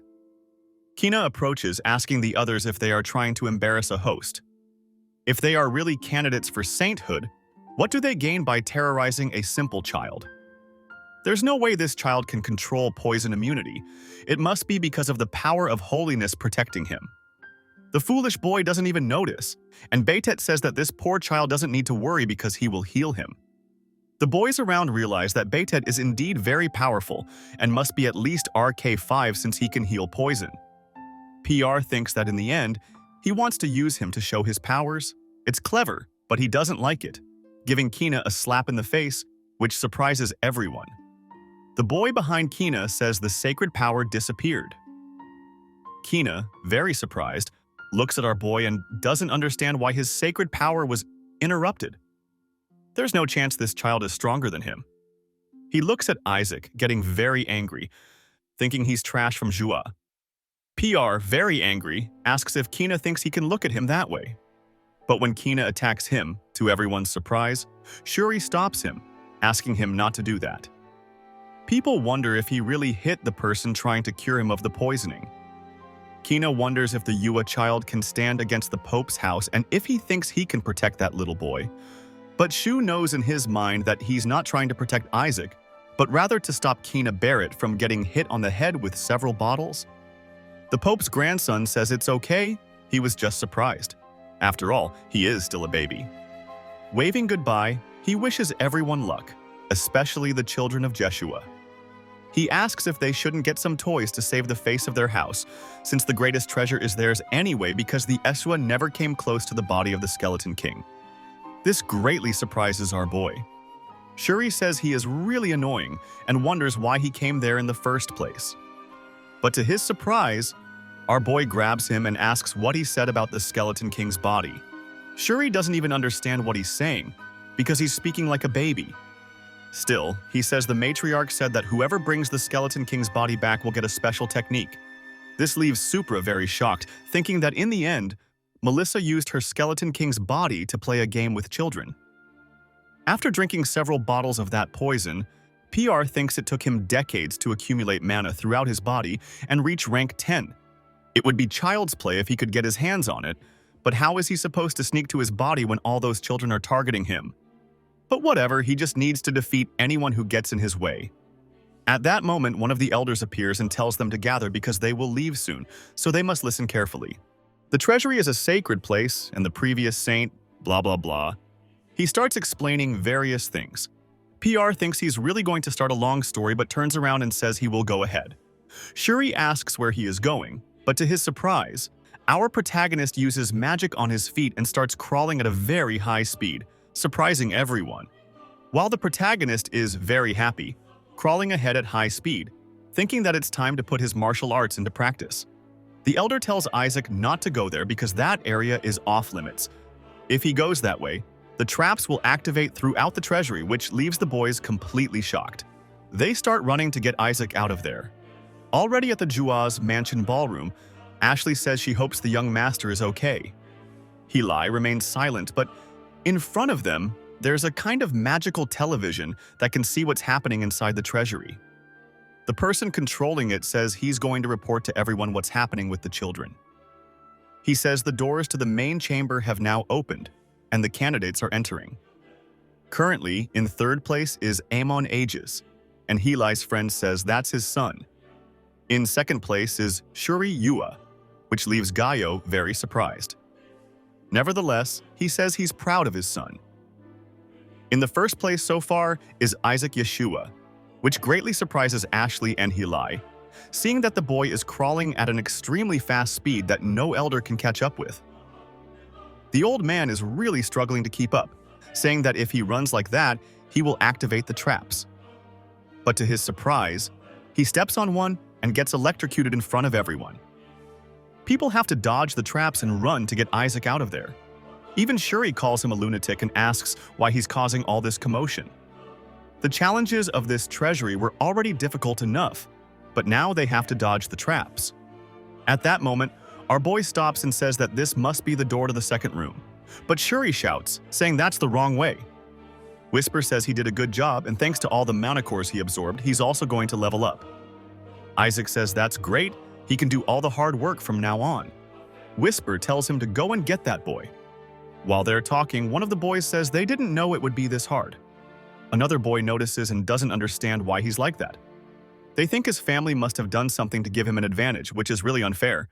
Shuri thinks that's not it, he's not flying of his own will. Whisper starts to take Shuri to where Isaac is and says he got his informant. Shuri, very angry, tells him to stop that. He passed the first layer of the selection test somehow, but from the second chamber on, he could die if he's not careful. It was designed to teach saints how to overcome fear and choose the right path. Our boy uses his power and gives Shuri a strong shock, thinking he's really noisy. He speaks in his baby language, saying he doesn't need him talking so much nonsense and can just explain what happens in the second chamber. Shuri says that when he enters the second layer, he cannot attack the enemies, no matter what happens. He should never attack them. Our boy wonders what kind of nonsense this is. If they are enemies, why can't he attack them? But Shuri says that's the only way to pass to the second chamber layer. No matter what comes out, he should only wait for 3 minutes until they disappear. He must answer if he understood, or they will both be in big trouble. PR thinks this test is really pathetic, so he turns and says, "Right, this seems easy, like taking candy from a baby. All I have to do is not attack and just wait for 3 minutes. It's really nothing." Lin generates his power toward that door, and the door says he is welcome to the Chamber of Tranquility challenge. Patience is a virtue and brings cold and accurate reasoning. Do not be disturbed and remain calm. Seeing this, our baby looks very cute.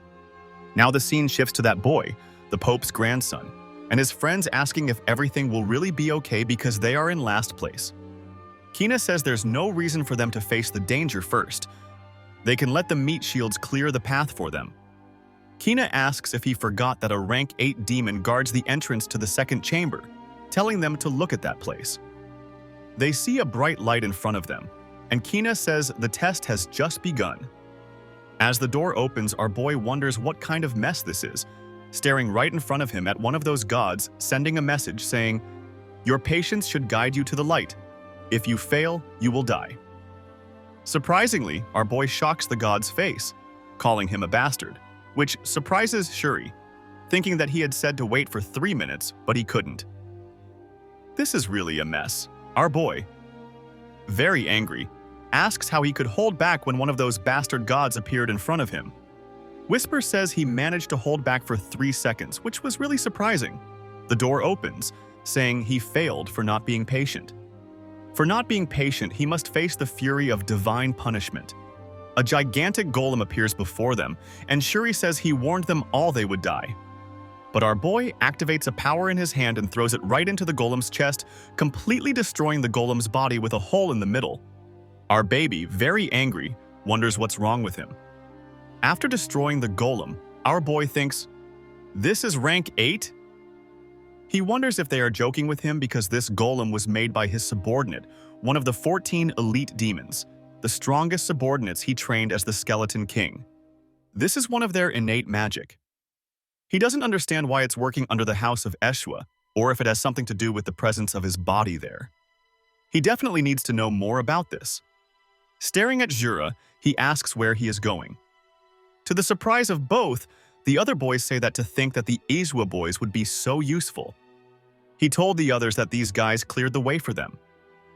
That boy is Nigel Sepet from the Red Faith, one of the 5 great houses, the Sepet House. He thanks them for taking care of the gatekeeper for them and now tells them to leave because they are the ones who will enter the second chamber first. People around wonder if they know how much they suffered because of that child. It's true. He bets they went in first to set up a bunch of traps. Isaac thinks there are still many survivors. That Sepet boy said he didn't know the Yua house could be so cowardly. He bets the boy is with Shuri. Shuri asks how he is with that boy and says he really isn't working for him. That Sept stares at our little boy and asks if they also saw that child avoiding the traps and how that would make sense. He says the child must really have an artifact protecting him, looking at the ring on our boy's neck, and says it must have something to do with that ring. He tells everyone to see that with this ring, they will be able to avoid all those traps. Shuri thinks that's really wrong. Why is he so calm about it? He seems really suspicious now because he would never let something be stolen from him without fighting. That boy goes on and says they don't need to come with them and tells them to stay out of it because the Skeleton King's corpse, something that even the ancient saints couldn't recover, will belong to the Sepet House of Red Faith. Nigel Sepet will take it back. Stepping forward, he falls into a trap, and an explosion happens right in their faces. They start screaming, saying it was a trap. Shuri thinks that Isaac's spiral really tricked them all on purpose. After the children are all defeated, Shuri carries our boy. PR, walking around, thinks that all those mines and similar traps in the second chamber are now deactivated. But still, there are people following them. People behind them say he definitely has divine energy, and he is from the House of Holiness after all. Nigel was dumb, and that ring seemed like just an antique. That's right, there's no way someone from the Yeshua house could be so cowardly. Izp says that they all learned about the magnificence of their master, and he is really amazing. Shur thinks they should run because the monster on their tail is scarier than any other demon. To their surprise, someone approaches and says there is indeed a saint among them, and he believes it would be someone like him. It's good to meet the youngest lord of the Yua house. He is Paris Julius, the second prince of the Julius kingdom. The conversation reveals that Julius is from the eastern kingdom of Hala, and he heard that their prince received a divine blessing, and he thinks that in the end, this child can really be useful.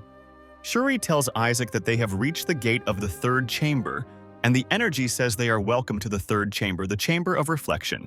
The statues ask them to demonstrate their courage and determination. People around say that in the end, they were right to follow Isaac instead of Nigel because the Skeleton King's corpse is theirs. The statue says the test is simple. They must defeat them and claim their glory. PR stares at them, wondering if this guardian could be what he thinks it is. He realizes he was spot on, and this will be really fun. He stands on Shuri, and Isaac kind of talks to Shuri. Shuri thinks it's true. The guardian is all is lying. In the first selection chamber, Isaac ran ahead without worrying. In the second chamber, Isaac didn't hold back at all. In the third chamber, reflection is a hint. They should do what they did in the first and second chambers. They shouldn't attack. Isaac points to them, telling them to leave. Oiro wonders why he is helping them and thinks that maybe he really is the devil. But still, he has the blood of Yeshua in him, which is the blood of the saint's house. Even being weak, he must have inherited some of the virtue of holiness. He realizes he judged him wrong all this time. To his surprise, our boy charges an energy ball in his hand and hits the statue right in the face, which leaves Shuri completely shocked. The statue says he failed the test by attacking immediately. All the boys fall to the ground, completely defeated, shouting for them to save them. TH thinks that maybe this boy is a complete bastard. Our boy, seeing this, thinks it's really a spectacular sight. The statues say they were fools and that saints should not trust others' words so easily. Isaac realizes that these are magical puppets made by the 14 elite demons, the lying doll. He asks the lying dolls to teach these children the bitterness of life, which makes Shuri completely uncomfortable. Amid the explosion, the boys wonder where the children of Yeshua went. Behind them are our boy and Shuri, hidden using the 6th-ranking sacred art of invisibility. Our boy thinks this is a blessing that his uncle gave them for emergencies, and he used it at a very good time. Behind them, the other boy, a prince, thanks Isaac for granting him invisibility as well. Isaac speaks in his baby language, saying whatever and tells him to take it, giving him the saint's ring. The prince asks if it's because he was unable to fight against the demons.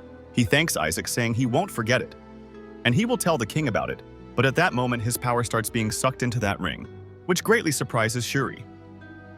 Is P behind Isaac says that, of course, his master would never give something good willingly to someone. Isaac says the prince has the greatest sacred power there, and he will take all that power for himself, while Shuri wonders where his uncle found this monster. As the fighting children start grouping together to fight, the puppets advance on them, telling them to accept their punishment. A boy at the back starts charging his power to attack the puppet, but at that moment, when he uses his power, he falls to the ground very weak, which greatly surprises the others, wondering what just happened. When they realize the ring is right beside him, sucking all his sacred energy.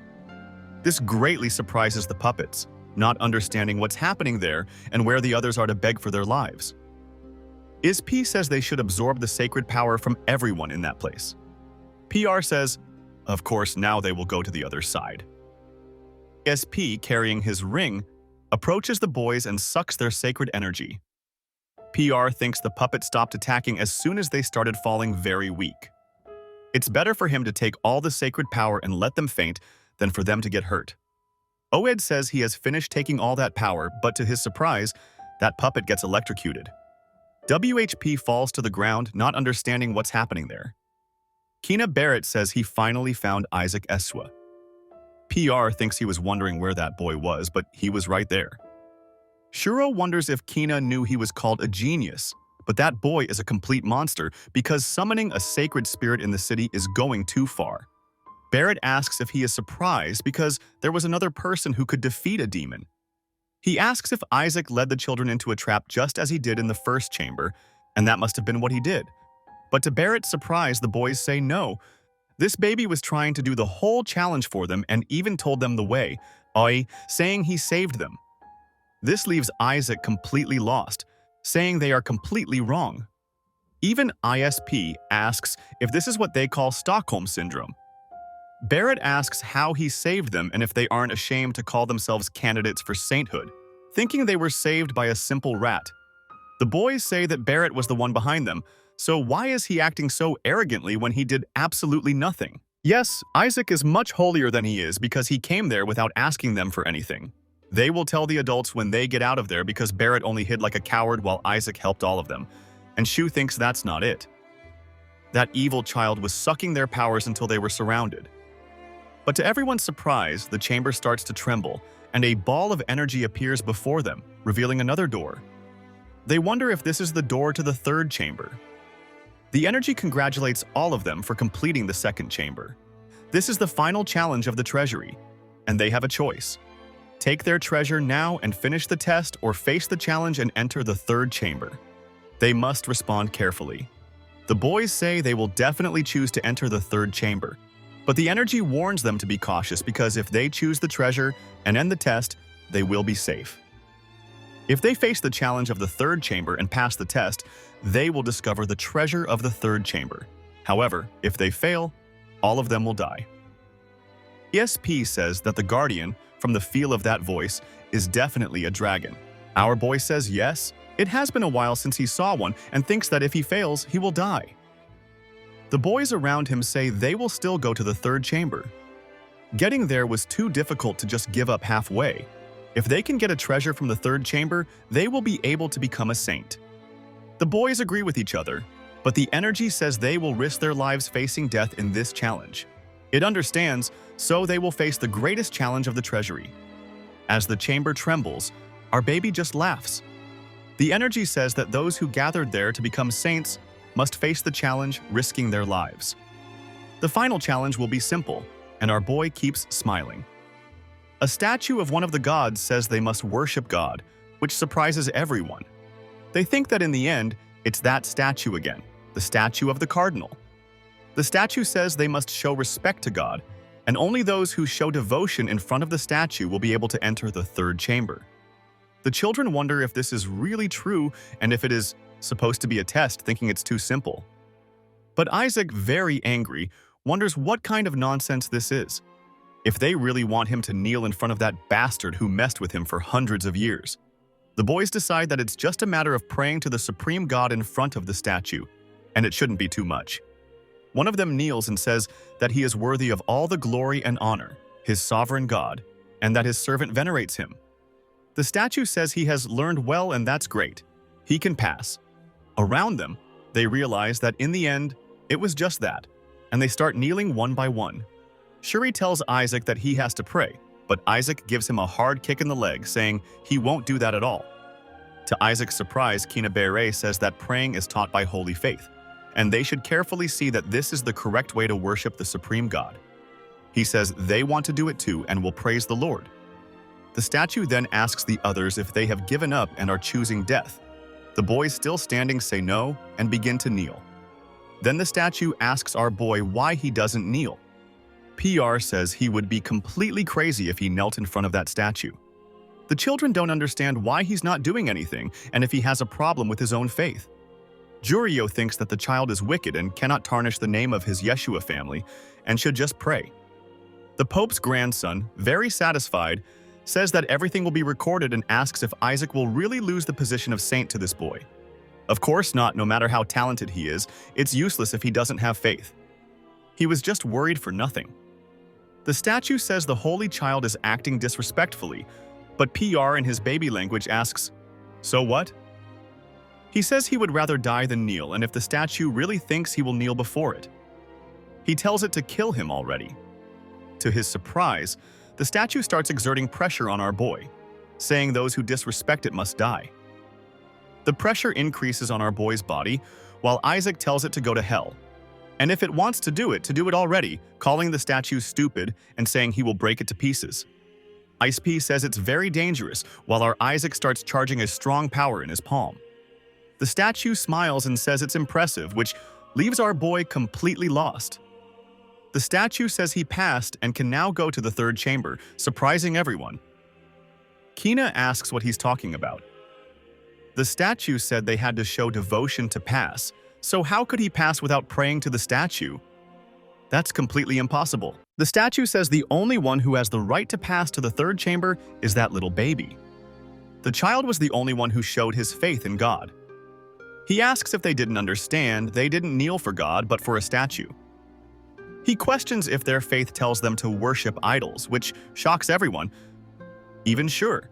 He thinks that even though the statue is in the form of God, a statue is still an idol, and in the end, it was a trick. The boys realize this is true. The statue tells them to look at that baby. Even in the face of death, he did not lose his faith. That child alone has the right to enter the third chamber. They look at our Isaac, completely lost. Even Whisper asks how he has faith. He stands before the statue, saying that he is just a baby who can't even speak properly, and there's no way he refused to kneel because of his faith. Whisper says he's saying it out of anger, but in the end, he was right. The Pope's grandson continues, saying, if that child has so much faith, how does he not have a stigma? Which greatly surprises our boy. The children around ask if he really doesn't have one and how a saint candidate doesn't have a stigma. That boy smiles, thinking that among the saint candidates, he is the only one without a stigma, and tells him to give up. A saint without a stigma is impossible. But the statue says a saint without a stigma is because he is a baby, which leaves everyone puzzled. The statue says that a baby doesn't need a stigma yet. Kina says it doesn't make sense and asks how he could move all this time. The voice says babies don't need one yet and asks if he thinks he's lying. Kina then asks to let him enter too, because if even a child without a stigma can enter, then he should also enter since he has one. That's right, this is proof he is a saint candidate. The statue says they should know that a stigma doesn't appear just because they are so good. He asks if they all feel that way. Everyone says yes, so he asks again if they all want to enter the third chamber. They say of course.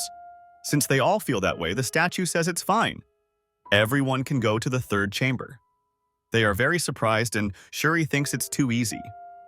The statue continues, saying if they really want to enter the third chamber, then so be it, giving them a malicious smile. He opens that gigantic door and an evil, dark energy begins to surround everyone. They all start trembling with their bodies freezing in fear. They ask if they feel it is the demonic energy coming from the Skeleton King's body. They don't even know their places. He would spare the weak who can't handle this energy, but they all decided to act against him and wanted to go to the third chamber. Unlike everyone else, our boy is there, smiling at them with wide eyes, because yes, his body, the Skeleton King's body, is behind that door. Our little baby thinks he didn't think he'd see again after he self-destructed in the divine realm, but he drools looking at it all week, leaking from that room. The children around notice this and get scared. The statue says they can look at that child because it's a proof of their faith, and his expression is that of a brave warrior. But the kids say that brave isn't it. He's actually very crazy, and so that energy says it's not too late, and they aren't warriors who can smile in the face of death like that child. Therefore, they must leave, and if they turn back now, he will allow them to take some treasures from the second chamber. And so Shuri thinks that it's messed up. How are they supposed to get through all this demonic energy? And the kids say they want to go back because if not, they will really die there. But Kina takes a step forward and says no, he doesn't need the treasures from the second chamber. They will all advance to the third chamber. Moreover, he asks them to please activate all the traps in the third chamber. The kids around wonder what the hell that boy is talking about. That energy then asks if that is what they desire, and Kina says that no saint or past saintess managed to bring back the Skeleton King's body, not even Saintess Melissa, the unparalleled genius. Thus, the energy says that he seems to know something about the third chamber, and Kina thinks that yes, Saintess Melissa would never let children die, and must have some countermeasure prepared to prevent their deaths. That leak does not wish for others to say that he chose the easy path, so he wants them to set the third chamber at the usual difficulty level. Only then will they have surpassed the saint, and our boy, hearing this, thinks he also has a screw loose. The energy says that if this is what they wish, then he must listen to them. Indeed, this will make it easier to find the true saint among the candidates. He then begins to activate everything inside the third chamber, which surprises all the boys feeling that energy. The boy behind Kina says he should have gone alone and not dragged them all into this. At that moment, they enter, and after they enter, the demonic energy is suppressing their bodies. Our boy, looking around, thinks it's almost as if it were the demonic realm. So the wisp tells him to look at that place and realize there's the arm of the Skeleton King in the center of that chamber. The wisp says that this is the sublime body of his master. Seeing it, Plata drools. Thinking this is great, he can't wait to absorb the power inside the third chamber. The children ask if that's the Skeleton King's corpse and don't understand why all that energy is coming from a single hand. But the boy thinks it's not his hand, that it's coming from his pinky. The only fragment there, the rest just a replica.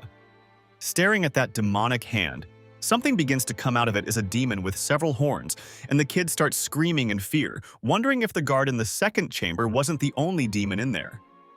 That same voice from before asks if they didn't say to deactivate all the protective traps in the third chamber. And so Pra wonders what the heck that is. At that moment, the demon takes a step forward and says that they are cunning bastards. How dare they desecrate His Majesty's body? The kids start blaming Kina, saying this is all his fault, and ask what he is going to do now. Kina steps forward and just asks them to trust him because he will make sure they all leave with treasure in hand. He thinks this is one of the 14 elite demons, the most trusted subordinates of the Skeleton King, personally trained by him.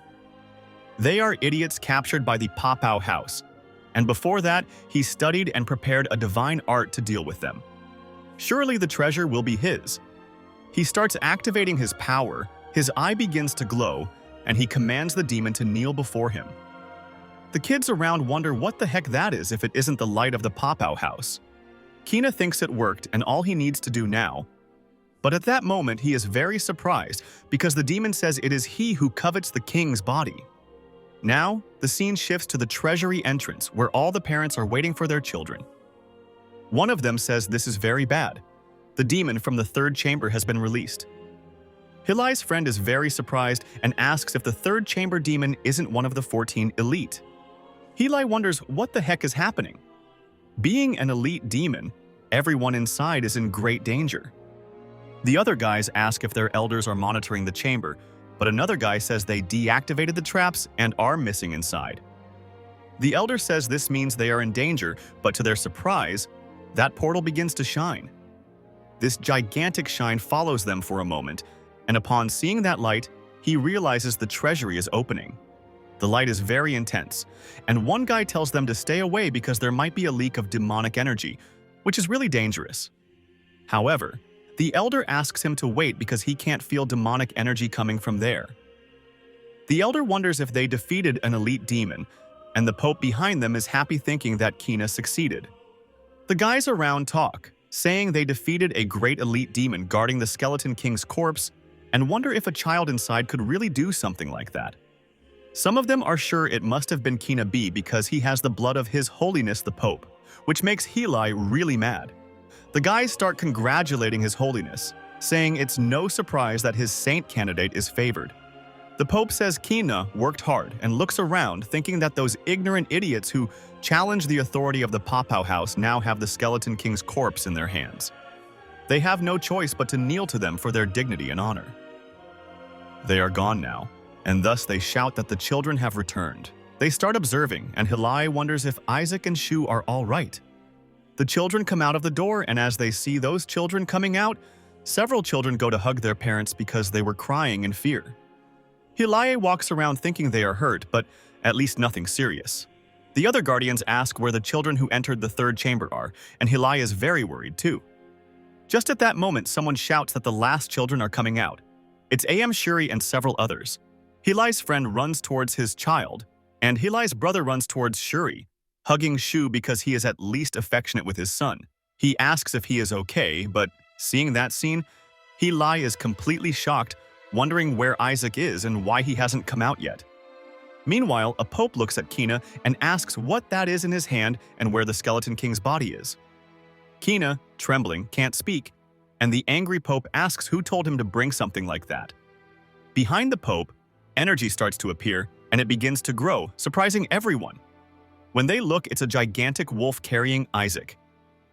Hilai realizes that Isaac is being carried in the mouth of that golden wolf. He runs towards Isaac, as does Ashley. Ashley asks Master Hilai if that wolf is the young sacred dragon that protects the treasure, and Hilai thinks she is right. He is indeed the young dragon that guards the treasure. He now takes the form of a wolf, but his energy indicates he is definitely a dragon. Mater had a good relationship with the dragon and invited him to the treasure. Even just his presence is already terrifying, but he doesn't understand why he is sucking on something. When he realizes our boy is sucking the pinky finger of the Skeleton King, surprising all the elders, they wonder if what Isaac is sucking could be what they think it is. The elders say yes, that is the body of the Skeleton King. They wonder why he put it in his mouth.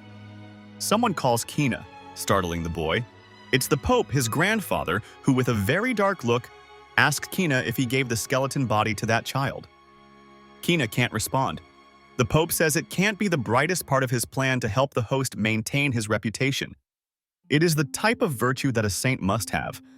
At that moment, the young dragon in wolf form asks what this story is and if that boy brought the Skeleton King's body. Our boy is there gnawing on the bone, making a peace sign to them, which greatly surprises the Pope. Kina is very worried, and he remembers what happened in the third chamber. He didn't understand why his golden sacred arts weren't working on it. The demon faced them, saying he is an impure child, attacking everyone and telling them all to die. This greatly surprised Kina, but in the midst of that explosion, a defensive barrier protected them all. They realized this is a sacred art. This means the little baby from Yeshua protected them. The demon says they are filthy clerics and asks how they dare covet the body of his Skeleton King, ordering them all to die while going to punch our boy. But our boy clenches his fist and calls him a bastard, asking how he can't even recognize his master. A large explosion happened in that place, and people wonder if it's a lie. They say the dragon wouldn't lie and wonder if the baby from Yeshua really took the Skeleton King's body. Then, Kina speaks to the great dragon saying this was too dangerous, and the 14 elite demons of the Skeleton King are too much for a child to handle. Why did he break their seal? But that wolf asks what 14 demons. They were broken by that white-haired child. All the kids agree that Kina asked him to activate the traps in the third chamber and force them to enter. They almost died, and their parents wonder if that child is to blame for their children nearly dying and crying out of fear. This means that Jesu's child defeated the Bierret's boy, which makes the Pope furious. He wonders if it's amazing that a boy who can't even become a saint is so strong, and it seems true that the Yua are planning to rise again. Hearing this, Rai is very happy, thinking Isaac did very well. His uncles approach him saying he is a very good child and should drop that bone because it is dangerous and he might choke. But our very cute boy slaps him, and the elders wonder why this boy is so strong. He continues sucking that bone, thinking this mana is very good and wondering if it's because of his survival origin, as he is absorbing it very quickly. The main La Niña says that Isaac really surpassed himself, and the matriarch will be extremely happy. Hilai says it seems so, and she gives a sadistic smile saying that now they have this, they can finally track the Skeleton King and find his soul using tracking arts. This shocks Pra, realizing that's why they want his body so much. When he realizes the matriarch Melissa is near him, he feels screwed. These men with psychopathic faces slowly approach our boy asking him to drop the bone because they will use tracking arts to find and tear the Skeleton King's body in half. Pra thinks they're completely crazy. The happy elders say they can now resolve their 150-year-old feud and ask him to give the bone. The wolf crouches, signaling the baby should leave, but to their surprise, our boy swallowed the bone. They start screaming his name while the wolf walks away thinking they are definitely crazy. Now, the next day in the morning, the elders are talking about still not being able to find it and are very worried because part of the Skeleton King's body. It's not coming out of our little boy's mess, which makes Pra very angry, thinking they can search all day but it will never come out. Regardless, he's more interested in what happened inside the treasury. He now remembers the past day when he punched that demon, saying it didn't recognize its master. After punching it, the demon realizes it's his master's mana and says he thought his world had ended when he heard his master had died, but he always knew he would come back to life. He definitely has to serve his master, who was tortured by them. Pra is very angry, thinking this is a mess. He should have stayed to talk more because he still has many questions. They said it was the Pa Pow house that captured the demons, so he should look into it later. Thus, Rai gives a piece of wood to our little boy, asking him to eat it and then release the bone in his stomach. Our boy is very angry, while Whisper behind him is just laughing at the situation. Pra thinks he will definitely destroy that family someday. Another elder says that if the matriarch finds out about this, they will all be executed, and she might even want to open Isaac's stomach. Relay asks him to calm down because everything will be fine, but they are both very nervous because Hilai says she once cut the throat of a son. But surely she will go easier on her grandson. At least that's what they think. The Wisp asks his master if Saint Melessia did not go on a pilgrimage with the patriarch. The protagonist says that's right, probably still has time until it ends. He just has to finish absorbing the mana and escape before she returns. At that moment, his Uncle Gol enters the room calling Hilai, saying the matriarch is calling him, which makes Pra very worried. Hilai asks if his mother has returned, but she never came back so quickly from a pilgrimage. Pra thinks this is a mess and wonders if it's because of him. It's very dangerous for him at this moment because he still has a week to absorb everything. He thinks that knowing Melissa, she will definitely open his stomach. To everyone's surprise, several treasures arrive for Isaac, and all of them are gifts. Relight says he thought the matriarch had already returned, and Goel calls him weak, saying they just received a voice message from her saying she's returning, but he never said before that she had already returned. Our little boy is very angry hearing this because he almost soiled his pants. The guard of Isaac says that the Pa Pow house also sent a tribute. two elders tell him to sell it to someone as if it were stolen, but the guard says the messenger from the Papao house is listening and waiting outside. At that moment, the messenger enters and says, His Majesty, the Emperor, is very interested in this incident and has brought a tribute from the Papao house as a symbol of apology and gratitude. However, it seems that his present doesn't please the tastes of the Chua house, and if he has anything else from his clothes, he says that he is sure they will change their minds once they take a look. As he opens the box, he says that His Eminence the Cardinal mentioned this would be of great help to young Lord Isaac. The elders are very surprised by the item, realizing it is the tripartite crown.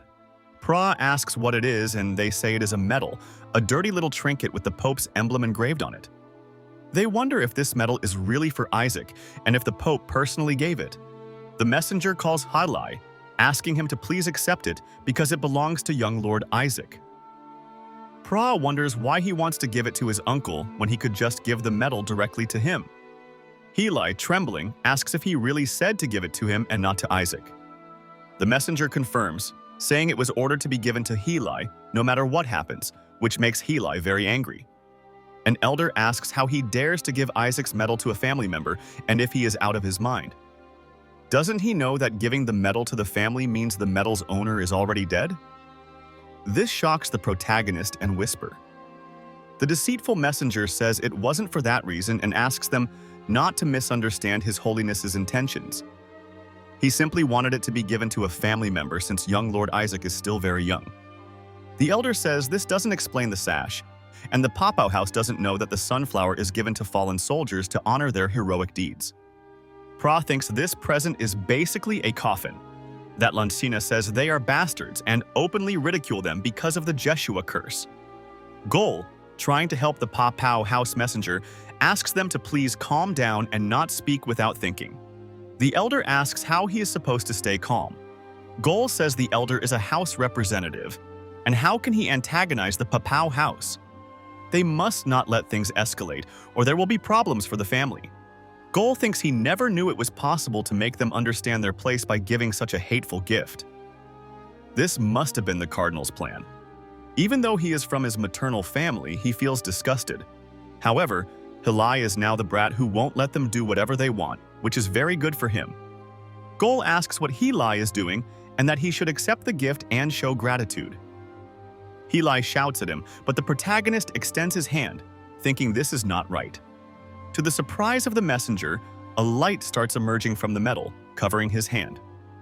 He drops the box with the metal, and it begins to burn, surprising everyone with the intense flame consuming it in front of everyone. They are very surprised and say it is the sacred flame. Who would use the sacred flame now? The astonished messenger looks at Isaac, and when everyone looks, they see Isaac with a devilish grin, having burned the metal himself. The messenger asks what they think they are doing and how dare they do this with the medal given by the Pope? He asks if this is an act of rebellion against him. The elders ask if it looks like they did this on purpose. It was the act of a baby, a simple baby who understands nothing. Why is he getting irritated with a baby who couldn't even receive the medal personally? Halai says it's a shame the accident happened before they got the medal, so they will consider it as if they never received it, which leaves the messenger very surprised. Pra asks what happened and if he should do as suggested, accepting a medal that was melted by a child. He asks if this medal was really given by his holy Pope. The surprised elders don't understand how the medal melted. The messenger asks for it back, as he must have brought the item. But to his surprise, he also gets burned by the sacred flames.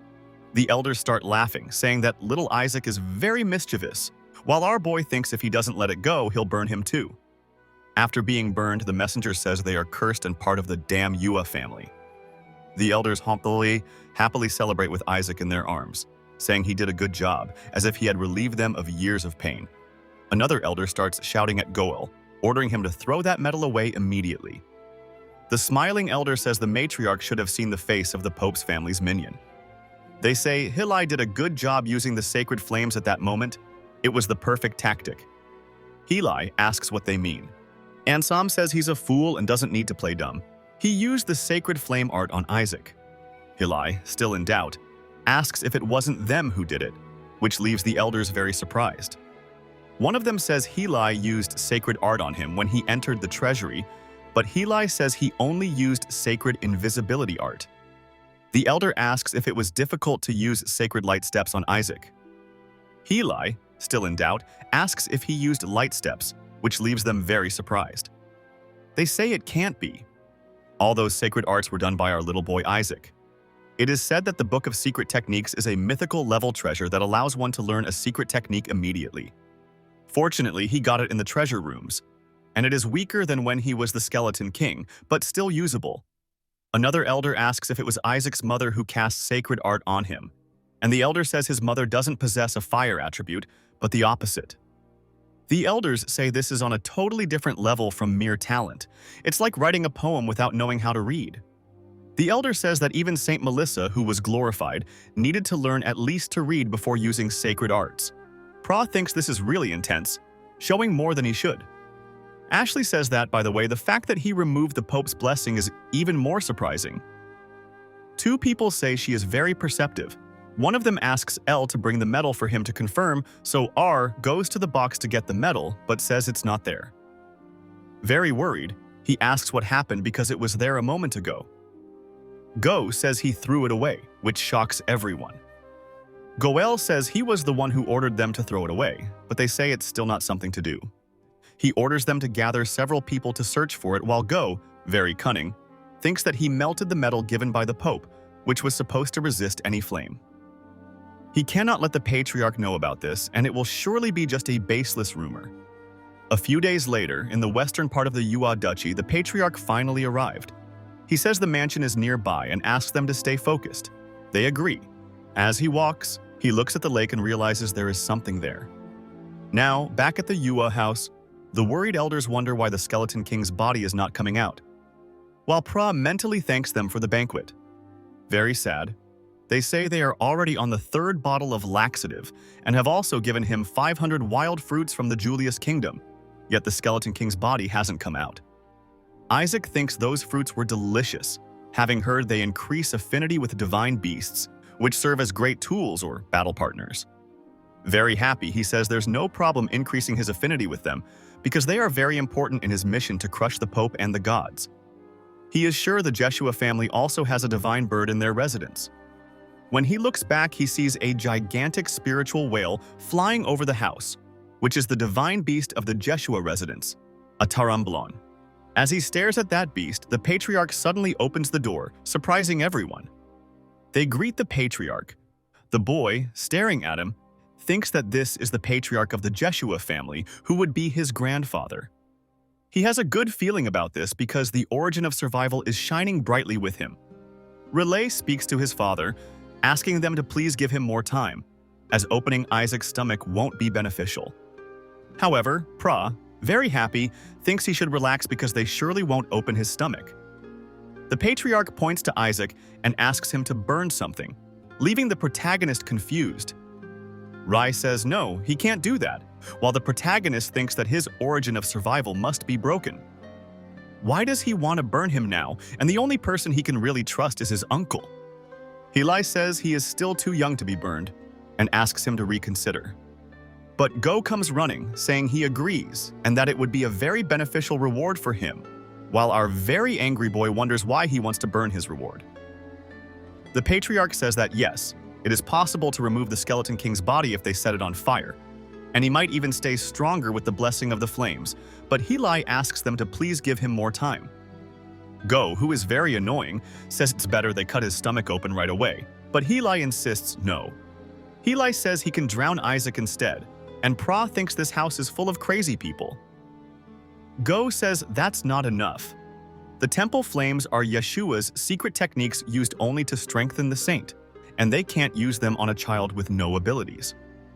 R asks what he means by no abilities, and how he can say that, while Pra thinks this must be something good considering how much he is against it. Go says that Shure would be much more suitable to receive the blessing, as he was the one who defeated the demon inside the treasure trove. Heli asks what he's talking about and says it was Isaac who defeated the demon, and the sacred dragon himself testified to it. But Goy says the dragon must have been mistaken. How could a baby who can't even walk properly defeat a demon? Ryla tells him to stop talking nonsense because he's going too far.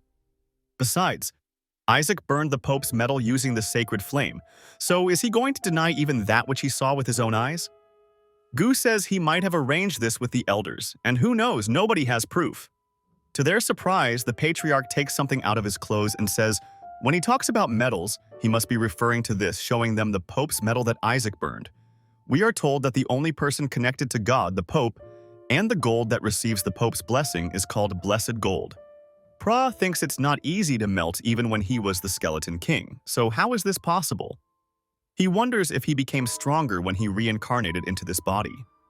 Relay asks how he found it, and the patriarch says he found it on the way at the bottom of the lake. Relay asks him to look at it, and says if he has such proficiency with fire, then he should be able to withstand the Skeleton King's flames. Pra thinks yes, this should be enough to prove that Yeshua might have an advantage against the Pope's family. Relay says their people have suffered great losses recently because of the Skeleton King who has been hiding. An elder says that truly the Skeleton King's era will return if they do nothing. Pra wonders what's going on there, and Whisper says they are talking about it again, and it seems someone is really posing as him.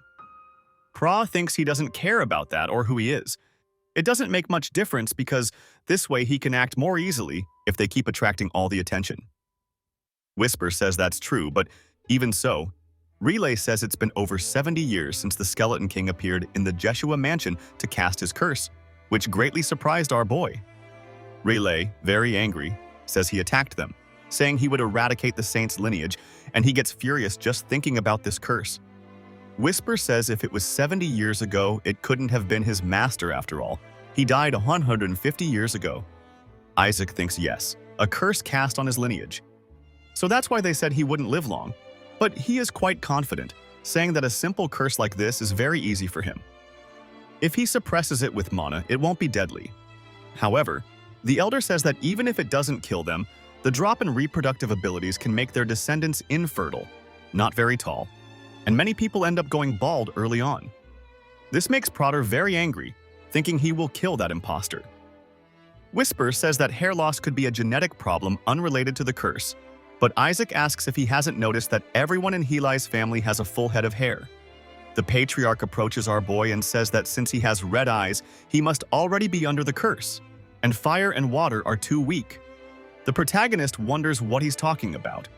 The patriarch says he will give him the Holy Spirit, which surprises everyone, including Prater.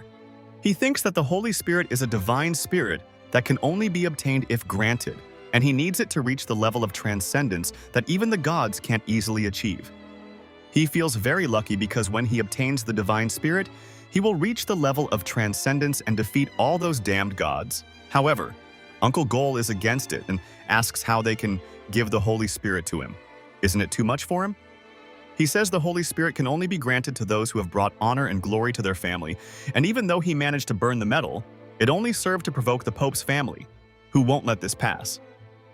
Prater thinks that takes him again, but the patriarch looks at him and asks what he was doing when the Pope's family sent this humiliating gift to them. This makes Go very worried.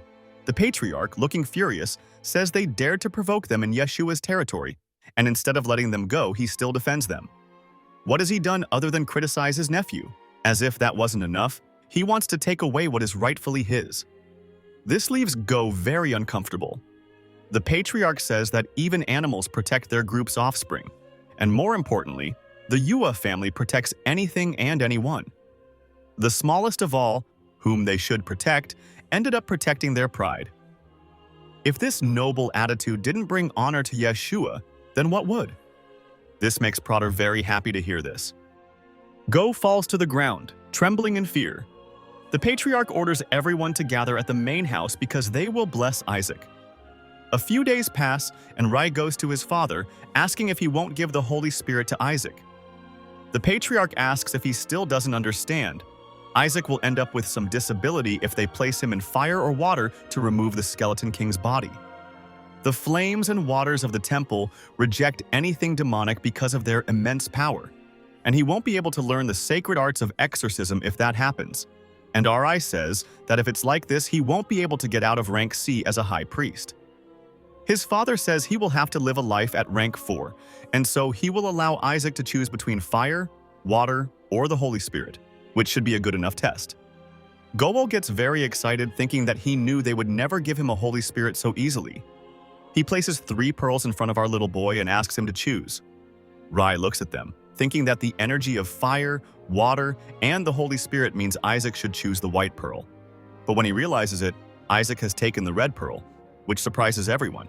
Zack looks at it and Go asks Rayleigh not to be disappointed because in the 4th rank, he will still be able to bring honor to the Yua family. But to the surprise of both, that pearl begins to break, and an intense flame comes out of it above them. These are the flames of the temple, and the spirit starts emerging from that flame. Hilai is very surprised watching it. The fire spirit just stares at them and starts launching its fire at them. Go asks how this is possible and why there was a Holy Spirit in that pearl. His father tells him to stop making a fuss because he never said there was only one Holy Spirit among them, which greatly surprises Goel. The patriarch says that water is the foundation of Yeshua, but even so he melted the Pope's gold with fire. Staring at the spirit, he says he set a trap in the last test, but Isaac made the right choice. Still, this is unexpected. The fire spirit starts shouting for Eli Yeshua, asking if he doesn't know his place and how they dare invoke someone considered a king to this miserable human realm. Activating multiple flames, he starts launching them at the group. The elders are very frightened, telling them to conjure the sacred defense art. Go tells his father how he can summon a king, and if he's trying to incinerate their territory. The patriarch says he wasn't the one who made the summoning. Pointing at Isaac, he says it was that little thing who did it, and that the boy could really end up dying. And we'll see it in the next episode. Remember to subscribe and leave a like.